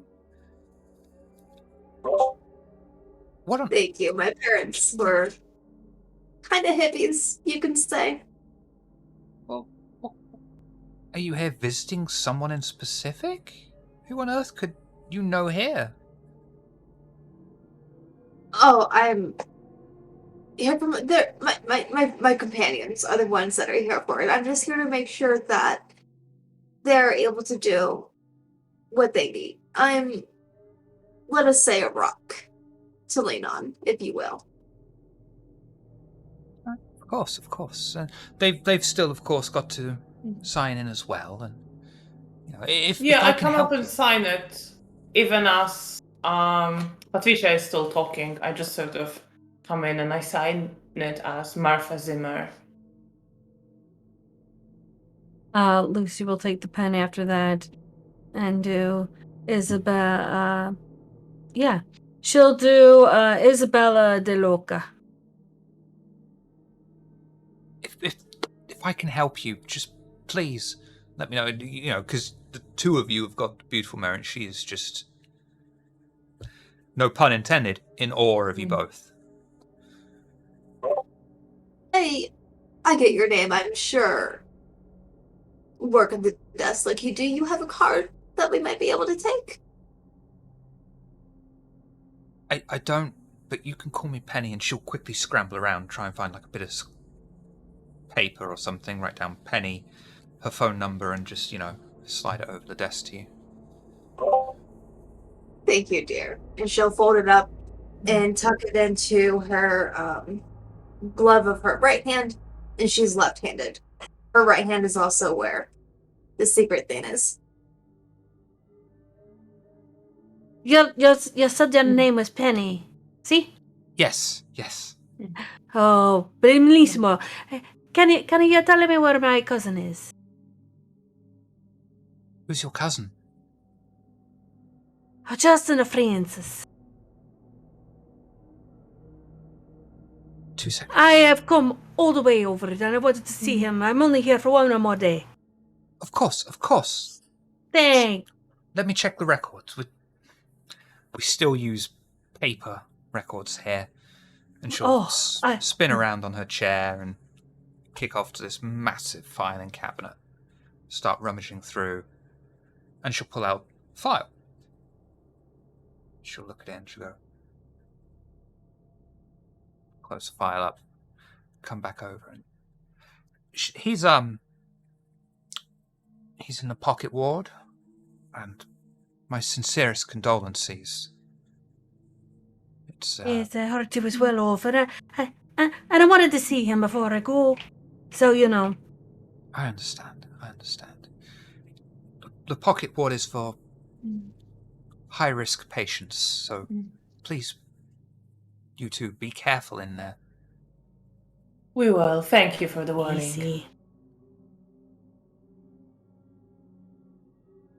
And Lucy will say a couple more things in Italian as she starts to get let off. And then heading off in the direction of the pocket ward, because there will be signs, obviously, in this place, so you can easily find your way through. And Penny, being completely enraptured and enthralled, is just like, watching you go. And once they're fully around the corner, a little ways, the all will drop. The coterie I think I had to act like a nunny. The coterie cautiously proceed through the facility.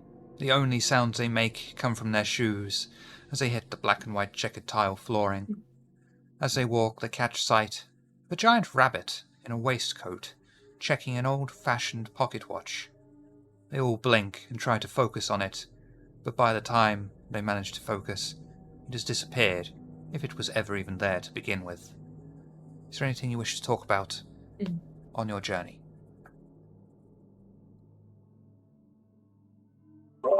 Okay, no, I'm starting to think that this actually is involved. Did y'all see the fucking Mad Hatter?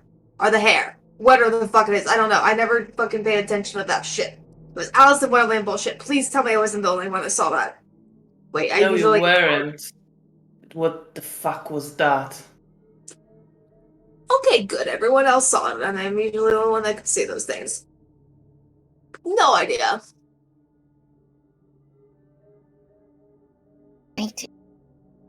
Violet starts jotting it down in a notebook. Lucy pulls out her notebook, starts to write. But she writes in Old Scottish Gaelic.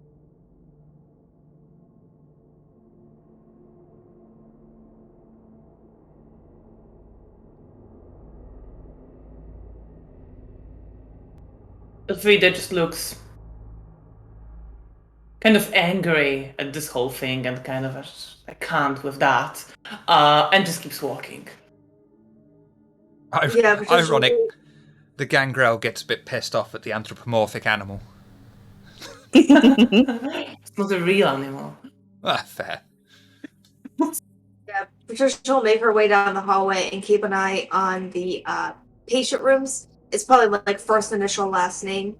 So she's just keeping an eye out for the name attached to the door if it is that sort of Oh, facility. I got you if that's covered, that. dude. Don't you worry. The coterie slowly round the corner in the facility, entering into the pocket ward, and see that each door has a name next to it. Clearly, the patients here are not expected to be released any time soon. They check each door systematically, eventually finding Justin in the furthest corner.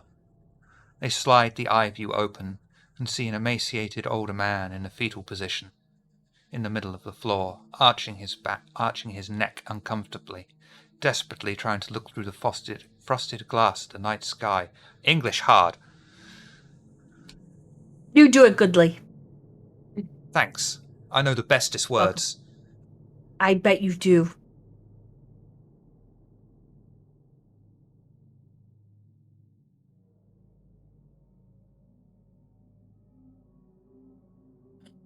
Violet will Yes. check the door to see if it's locked or if it could be picked or so on and so on. It is locked. It is fairly hard lock. You would probably be try and pick unsure if... Are you sure you would like to do that? Because, you don't know this guy.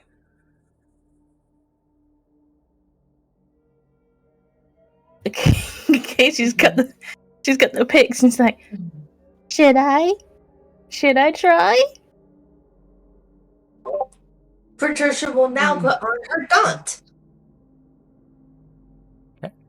Because if he tries to come for her, it's going to be even more difficult for him to make that attack on at least her.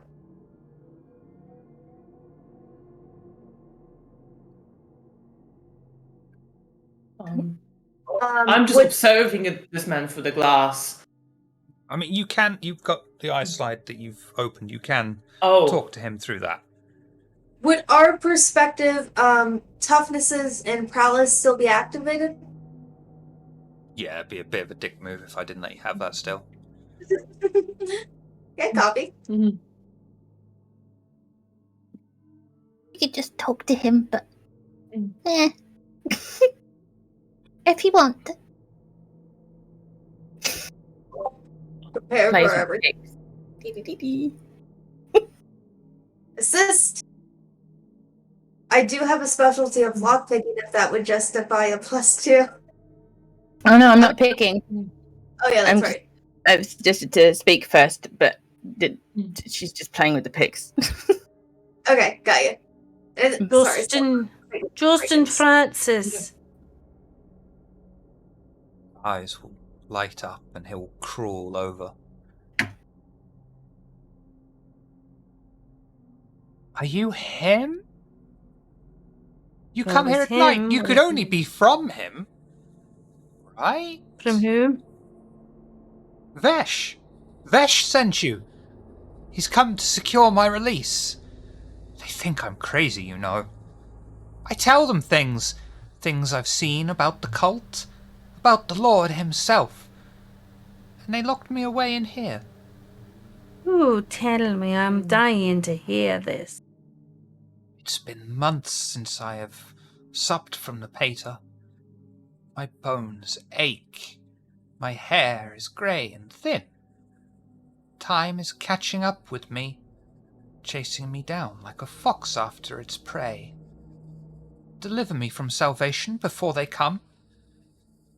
But you have to tell me what I need to know first to make sure I'm really talking to the Justin Francis I was told about. Them? What do you know about Right. them? Who told you? Why do you know about them? Are you I'm from the working shadows. with them? I'm from the shadows. I know everything about things. Maybe you need to tell me what you know. The pater shared with me secrets. That we are all servants of the god who walks among us still. Of Mithras. The pater opened my eyes to worlds that live in the dark, the shadows, the kindred. I have tried to tell my doctors about them, but they don't believe me. But I keep trying to awaken them. Patricia just very subtly moves her hands behind her back. She still has the walking cane, but the pendant is very much under her clothes. Yeah, Alfreda just tenses up when he mentions talking to doctors about kindred. Tell me a bit more of Mithras and what you know. I'm interested to see if it mixes. And she'll look to Pater. Patricia like, do the thingy. I mean, do you See if need they're to do the thing? connected. This guy is telling doctors about kindred. Oh no He no no no doesn't- no! I'm having Patricia do her thing to see if the walking cane and Violet and him are kind of glowing. Oh, gotcha. Yep, I'll sure. let you have that for free. No. So she'll basically take the cane, put it at her side, and just like hold it and look down at it. And just very consciously think about the weight of the pendant around her neck and on her chest. It's from the pater. He has many secrets. I don't know them all. I just remember. There was a mortal in the cult. He had a whip made of human bone. I was never able to learn his name. There were many in the cult, mostly kindred, and only the one mortal. Only the pater died, as far as I know.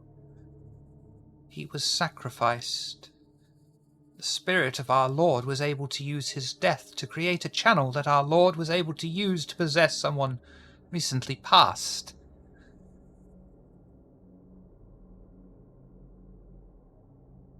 There was an unexpected result.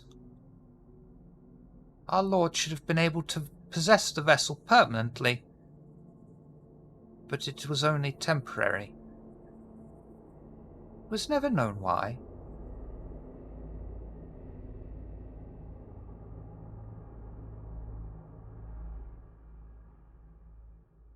But you say that the ritual would allow them to bind to this new body permanently? Yes! That was what the plan was. That was what the hope was. It was two birds with one stone. Eliminate the Ripper. Bring back Mithras. A sacrifice our pater was more than happy to make. But it didn't stick. So, if what was What supposed to be happened? permanent did not last, do you have tangible confirmation that they remain? Even in a ethereal sense? No. Yes? No.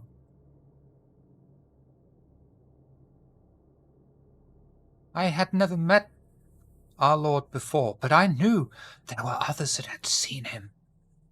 They had seen our God walk among us. And then he didn't. They said he was alive. They said he was dead. How can you be both?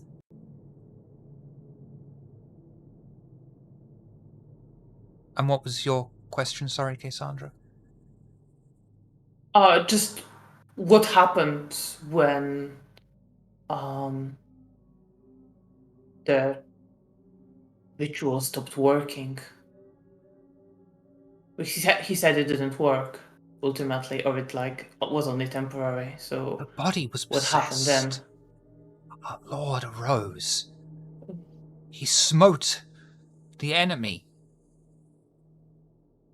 And then the body crumbled to dust and ash. It should have been permanent, but it wasn't.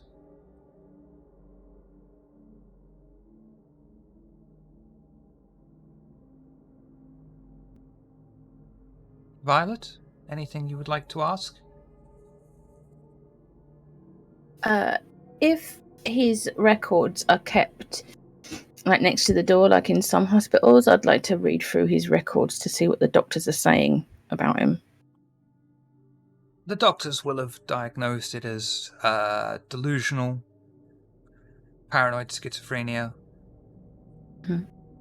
strange physical effects on the body, rapid aging, probably from stress.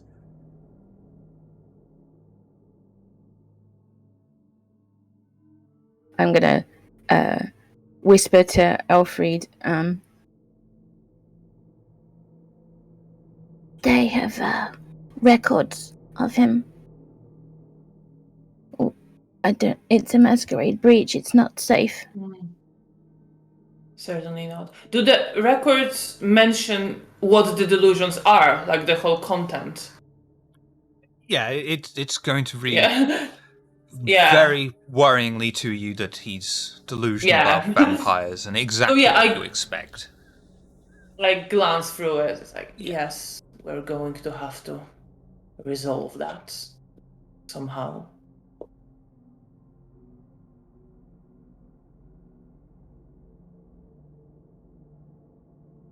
I'm not going to ask him any questions in case he reacts to me. I'm going to make sure he can't see me through Whatever the it's slat or worth, anything. this guy has mentioned kindred and things. You would be safe. He wouldn't Well, if he, worry. That's a terrible face to be frozen on there. I'm sorry. like drawing attention. There we go. Hang on. We missed everything you said, Violet. What did you say?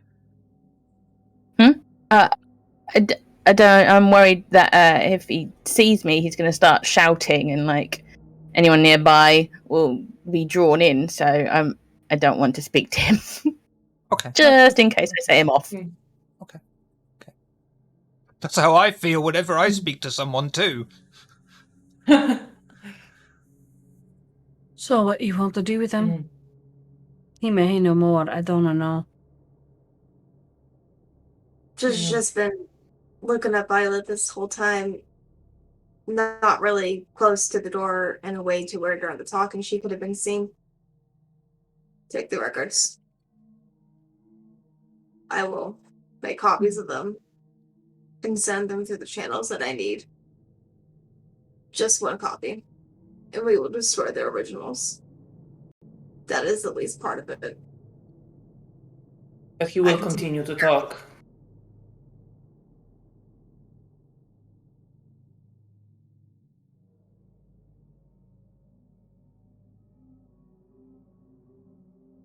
You affect his mind even further?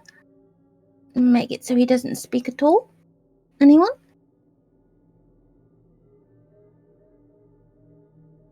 I look to Lucy and Patricia. Mm-hmm. Not my speciality. Nor mine. We either ghoul him and take him with us, or As much as I want a goal. Well, even if they're elderly, it would probably do them more harm than good.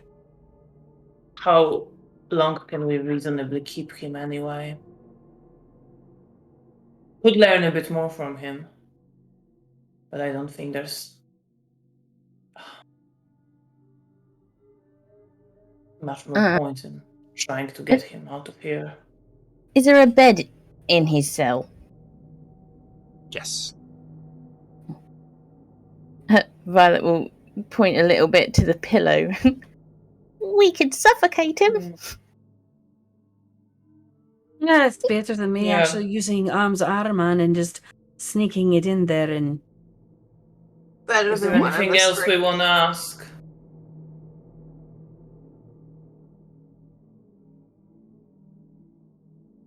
I believe if Violet takes those records, gets me the copies for my reports, and burns the originals. if I can get a copy of Really your that so I can load them up into my laptop, that'd be great. I can use some keyword searches. Of course. Good point. Is there anything else we want to ask him?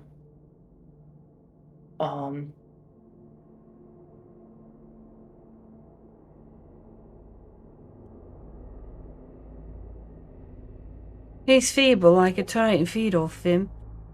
And then Do we want to leave him like We do not significant drink. blood loss? no. They're already a masquerade breach. Do you really want to leave this one that's been feeding them drained? No. Hmm. If you're It's hungry, better not to do that. but the pillow would be our safest option in honor of the first tradition. I agree. You do that with your shadow thingies? That is not Can in you line with- open the door?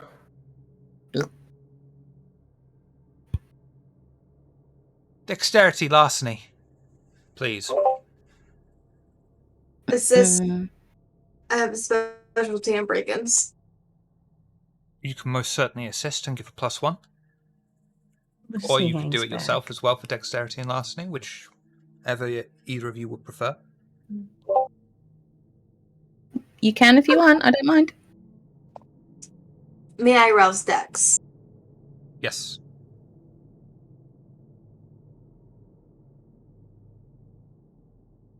Bless you for being Thank you so very much. polite to say, may I? I mean, Gain a hunger. okay.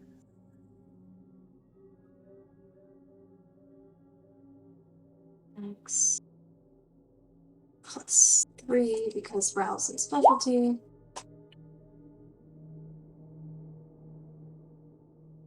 You roll 5, a 4, and a 1 if you so wish.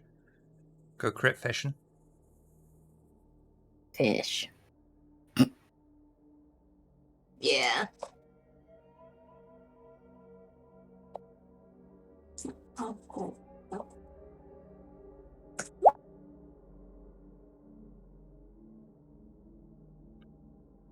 The door clicks open under your skillful hands, and you silently open it. Justin, who is inside, doesn't respond or move, and just sits there, staring up at you. Well, I think we'll just glance at the others in case they wanna still do something, and if not, I'm just gonna walk in and grab the pillow. And move on to hold him in place, like hold him down and strangle him. Feeling kind of disassociating from it as I do it, as I imagine I always do when I have to kill somebody. Just try to focus on the action, not what it actually is or means. Yeah. And you don't need to roll for that. That's absolutely fine. And you'll be... Apparently, you don't even take a humanity stain for just killing a mortal. Don't I? I Apparently really not, think no. like I should. I thought you should as well, Same but... way. It's fine. It seems wrong not to take It does. one. I'll tell you what, I'll meet you halfway and I'll give you 1 humanity stain, which is easy enough to Okay. pass a remorse roll for. I think not getting one would be a bit. Yeah. Yeah. It's like cold-blooded murder. Yeah, exactly, but it's straight. You would get 2 humanity stains for ghouling a mortal, but killing him, that's fine, whatever. Oh. Well, that must be some mistake in there. Yeah. You were upholding the Right. masquerade, no Or- shame. Yeah. Yeah, there you And go. No, I I think I should should take a ask as stand. well, in the interests of consent and good taste, would you like me to describe the death, or would you just like me to say he's gone? He did. And then he died. It's absolutely fine. And Elfriede walks out of the cell, leaving the body behind her, and silently closes the door after staging the area to make it look like the man had either accidentally killed himself or did it on purpose, but either way, completely eliminating any suspicious circumstances.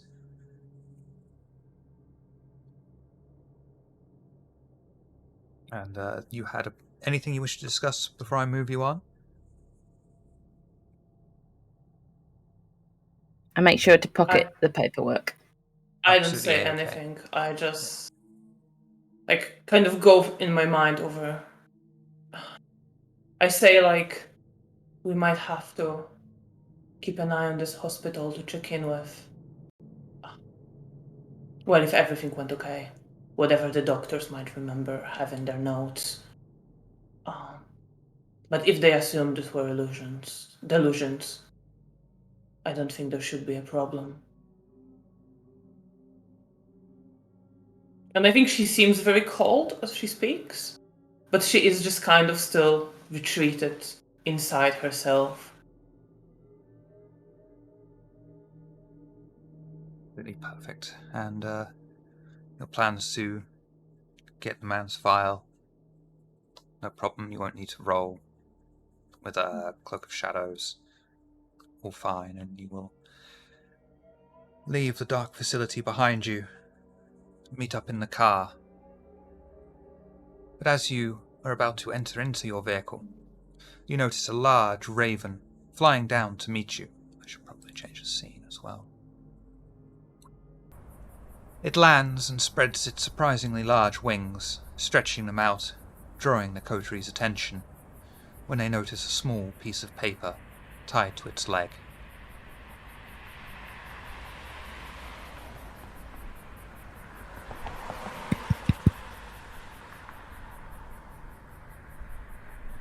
Whatever you go with the animals, take the missive.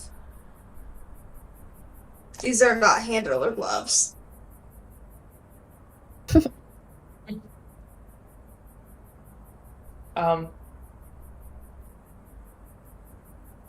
If no one is moving in, I will move in to take it. I'm letting the gang go Not do go it. with animals, yeah. That's your territory. I'm not that good with animals, actually. I'm not that kind of gangrel. But I will still. of gangrel. I'm not that kind of gangrel. I don't like to talk to animals at all. But I will just take the note. Elfriede approaches the raven, and it strikes you as a little bit strange that the further you approach, the more mellow it becomes, and even holds out its leg for you so you can easily take out the note. And you read it. It is from Pandora, the harpy, and it reads as follows. Justicar Elfriede and Archons, it is my honoured pleasure to inform you that you have been granted domain within the city. You have been granted a small plot of land in the domain of Hearing. It previously belonged to the Banu Hakim, though now they have inherited the domain of Temperance, which had until now left the domain of Hearing vacant. The exact address will be sent to your new leader, Elfriede, and due to her age, Violet has been placed as second. That is all for now. P. X. Was hoping there'd be a fuck off on there.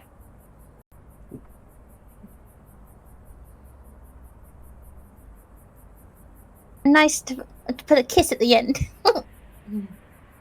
I mean, you should try and make it somewhat personal, you know. To be, that's typical of her clan. You would expect her to try to be different, but okay. No, I just like a little bit of, flavour to it. Make it personal, you know? Are you telling me you want to court the Harvey? Ugh, no, she's not my type. Mm. She's missing a couple of bits, and I added 2 more to her. Oh, Well, so you're not that far removed from what you once were. I concur. I still. Rubber's not the same, if you get my drift. I don't, but that's fine. anyway, do you know this place has been given to us? What it's like? Can I say I do? I haven't seen the address. It did mention like the area, right? The domain name, which was Okay, Red. right. the Domain of Hearing, which is a fairly small Domain. plot of land, consisting of Headington Hill and various university grounds nearby. You do have access under props for a map of the city and cutaway of each domain. Yeah. Well, I just figured Elfrida would ask like about the vibe of the place. Yeah, being that Lucy's as new as Afrida. Yeah, I think She she'd wouldn't more know. look to like Patricia and Violet for this because they've been here longer. I'm pretty sure I know where this is. And she would confirm it with Violet. I would very much like to go there now. It seems we I have done all would- we can for this thing. I'd like to apply the ST hand here and say this would be the perfect opportunity for you to follow up with Alice on Folly Bridge. Does I don't know. seem to be on the way of something that I was working with Lanier with a few nights prior. The Alice woman.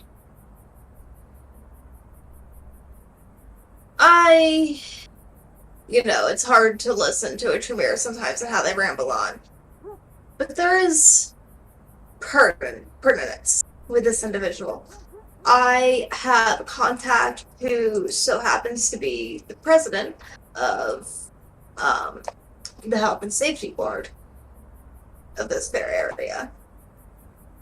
And as storyteller, if you want me to roll for that, let me know. Fine. That's fine. I'm still waiting on some deeper intel, but it would not hurt if we stopped by this bridge on the way. Lantry is taken up elsewhere. He's brought this to my attention. Serendipitous, it is so close to what is now ours. I don't mind. Let's check it out. What exactly do you want to find out about this woman? Just be aware that her abilities affect the mind quite severely. One of Malkath, then. As expected. The rabbit we all saw would make sense. Storyteller, remind me because my memory's shit. What was it exactly that Lantry told Patricia about why he's interested in this individual? The constable brought her to your attention. Oh, it was one of the anarchs. Yes. Right. That's right. Yes, the anarch individual.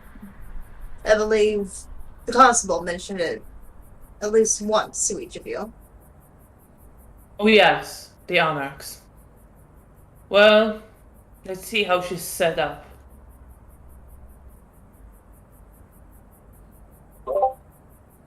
A pitch stop then. Let us go. And you will enter into the vehicle and drive across the city from the Warnford through the night, arriving at Folly Bridge, finding a parking spot just off the main road, Although the art gallery only offers very limited parking spaces, the coterie are able to use one of the 3 empty spaces for their own needs.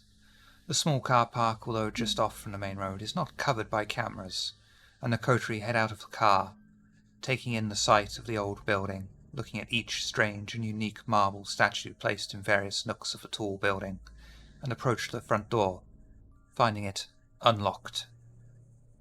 What would you like to do?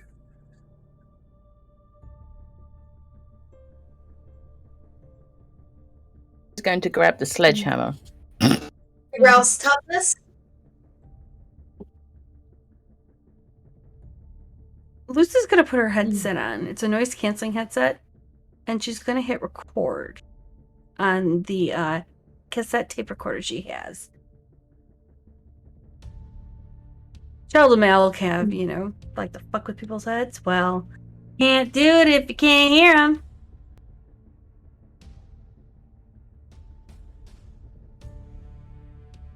Alfreda is just thinking, like, I don't think she's very fond of dealings with Malkavians, especially hostile ones. So just muttering, "Oh, for fuck's sake," or like swearing in German under, her breath and being ready to go in, basically. See Lucy do that.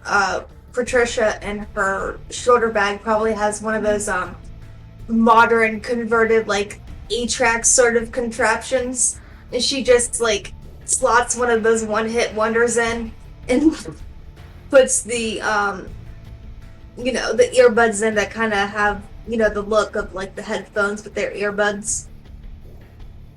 I got you. They used to be, I don't know if they're still called them, but in my day, they used to be called in-ear phones. Yeah, I remember that. Yeah, Really? they were horrible. They hurt. They did. Mm. The coterie head into the building's decadent hallway. The black and white tiles let only a few quiet noises escape as the coterie enter inside. Soon after they each enter into the hall, the doors creak and closes behind them, echoing through the stone walls and lavish staircase in front of them that leads up. Only a few moments later, the reverberations are interrupted by a voice coming through on the loudspeakers, and those of you that can hear, "You're late! You're late! The only way you're going to get out of here is to get me. Up on the 2nd floor." I think that's bad. You wait until you see what happens next game. Amazing. Well, I just sort of gesture up to those who can't hear. You'll see Lucy, like, kind of stop it, rewind it, play it,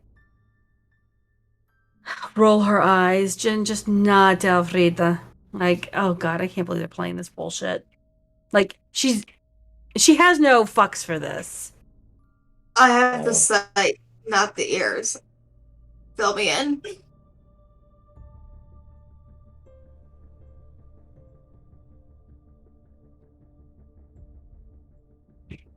And she'll let whoever is going to lead start going up. She'll fall back, but she'll make sure that she's watching every shadow. And if she has to, she'll start doing her own thing. Violet will keep an eye out for any surveillance equipment if they're upstairs, if they're watching through cameras and stuff. You won't notice anything like that. Mm. The coterie reach the landing. No, the coterie slowly and cautiously make their way up the marble staircase. The bronze balustrade feels cold under your touch, and a thin layer of dust is lifted into the air as you brush your hand along the metal. The coterie reach the landing, and are greeted by the strange, macabre sight of a man with an extremely large hat, his eyes dead and dry, and what appears to be dried blood upon his cheeks, a direct trail from his shattered eyes, and yet more dried blackened blood from his ears. Propped up next to him is another man with a large dog's head morbidly stitched onto his own head. He is slumped back in his chair, his face covered in dried blood also. Sat at the head of the table is Alice. Her distinctive green eyes almost glow as the coterie look upon her. She sets down a small teacup and saucer. Oh, finally! You made it! You made it! Finally! You know you're late, don't you?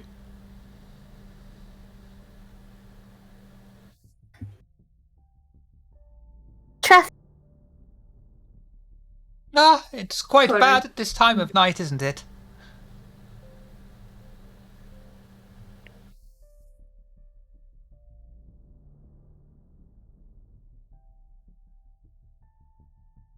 What do you want?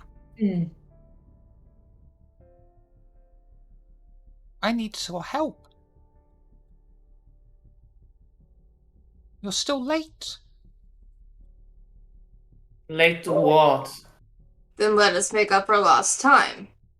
Actually, Get we to it. arrived at precisely when we wanted to. You were just early.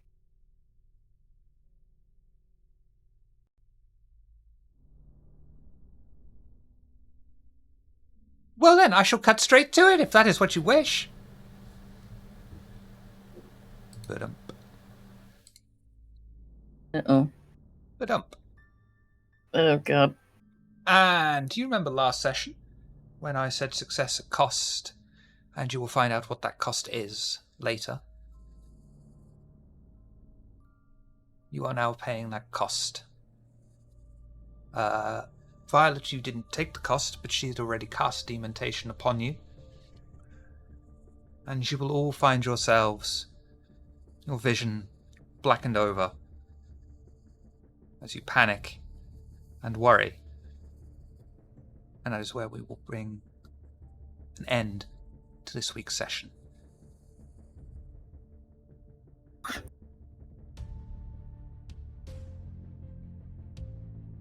Damn it, Alcavians! Oh. Yeah, Malkavians. So, thank you all for coming and watching. Thank you all for playing. Violet, who are you? What do you do? Do you do things? Let's find out. I'm from Check These Out, a group of D&D players. We stream on Mondays and Tuesdays, and more to come in the week. Lots of D&D. Another one of those YouTubes. moments. Bleh. Needless Sombra. Yeah. Oh, did I? Sorry. Yeah. I'm in Check These Out. Come and see us on Twitch. And I play in Law by Night's game, Sea Shanties by Night. And podcast, come and check that out if you like pirates. Who are vampires? Say that, and it's like it's a comical synopsis.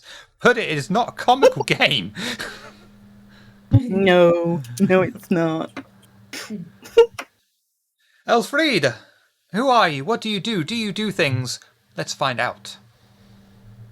I do things. Hi, I'm Cassandra. I am storyteller on the Lamias, where I run Vampire the Masquerade Chronicle, set in Warsaw, Poland, in the 1940s. And we've been on a break, but we will be coming back soon, so keep an eye out for that. And I also write games, and I'm currently a stretch goal writer for a setting for D&D and the game Those Who Wander. Which is a sort of fractured, exploded multiverse that ended up with lots of very weird places as parts of the universe just crashed into each other, where I'm a strategical writer who hoping to write a Forest of the Dead based off Slavic folklore. So if that sounds like your vibe, check it out. Trisha, who are you? What do you do? Do you do things? Let's find out. Yes, hi, as our lovely storyteller said here, I am from Cajun Nights. I help, run stories with Junia where she's a mod. I have control of the hard things. So if you like play-by-post, people that have, a special adherence to bleed and consent and really exploring things in a really comfortable space, with prolific players and opportunities to play games privately live in Discord. Come check us out, Cato Nights. Also, 5 days from now, I will be in a D&D one-shot with Scry Society. It's for Play Cancer Away. This month, they are teaming up with Stand Up to Cancer. And if you go to my Etsy shop, Wares of Astrid, you can use the code SU2, the number 2, COCT 2021. Again, the numbers that will give you 15% off your orders, the amount that you save. There's no minimum. I will be putting that into a separate pot to be delivered to Stand Up to Cancer at the end of the month.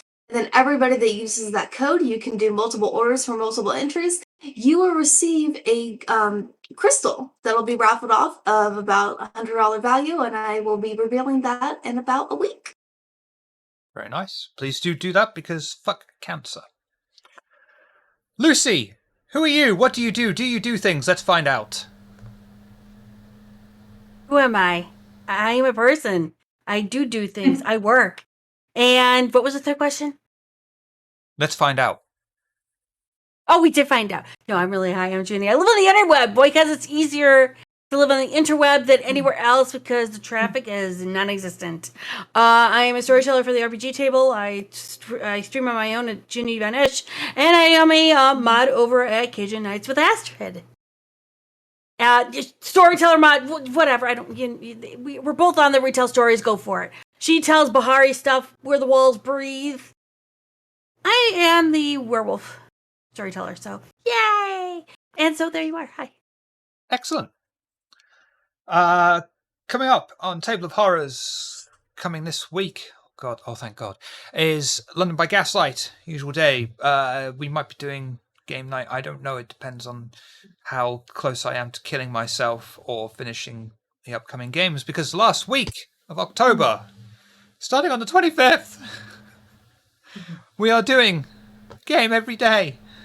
Starting with Demon the Fallen, which is going to have lovely Cassandra. I'm going to say special mystery guest for now and reveal it on the day. Alongside Bully, and then halfway through, Shasti is joining in. On Tuesday, the 26th, is Wraith the Oblivion with lovely Astrid, Ash, Canadian Syrup, Bully again, and Miss Hearts. God, I hope I'm working through these right. Yes, I am, so far. Wednesday, 27th, Miss Hearts is doing her first GM premiere, at least, here, with Darkest House, with Noscavian, Nitro, herself, and Tina. And then, on Thursday, is Mystery Game Day. It might be TTRPG related, it might be video game related. Who knows? We don't know. Thank God. Friday is Disc Group's Oxford by Night Halloween special, and I think they know what's coming now, and it's going to be good. I apologise in advance for torturing you in that one. No, No. you don't. That's what we're here for. The last time I did this, the Kotri in that group were really quite high level, and they came out of it really fucked up. Aggravated damage, loss of humanity. It's a good time. Good time. Fun. I mean, I'm already at Humanity 5. I mean, let's just bring that on. Lancer on Saturday the 30th, being GM'd by Nitro. Starring in that is... that's me. One of his friends called Andy. Another one of his friends called Dan Dan. So good they had to name him twice. Zace from Star Trek Adventures. And then, rounding it off with Homeworld on the 31st itself. Upcoming game from Modiphius. This is the pre-written preview thing.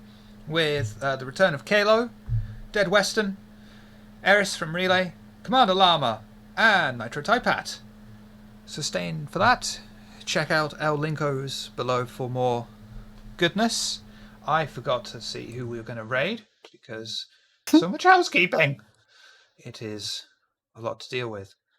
Someone tap dance for me. Is anyone doing anything that they'd like to talk about outside of things that they can stall for me while I find someone to raid? Mm, Nah. No. I mean, we totally could. I mean, the walls were really breathing, and my gangrel was kind of crazy because it went, oh my god, why am I going into Yeah, this house? and in that same game, Nick and Raja got to feed. So Okay, I they're found someone. Never doing that again. Thank you. We can't go though, and I don't know if any of you know what we usually do, but just we can't go until Cassandra says a line to say goodnight.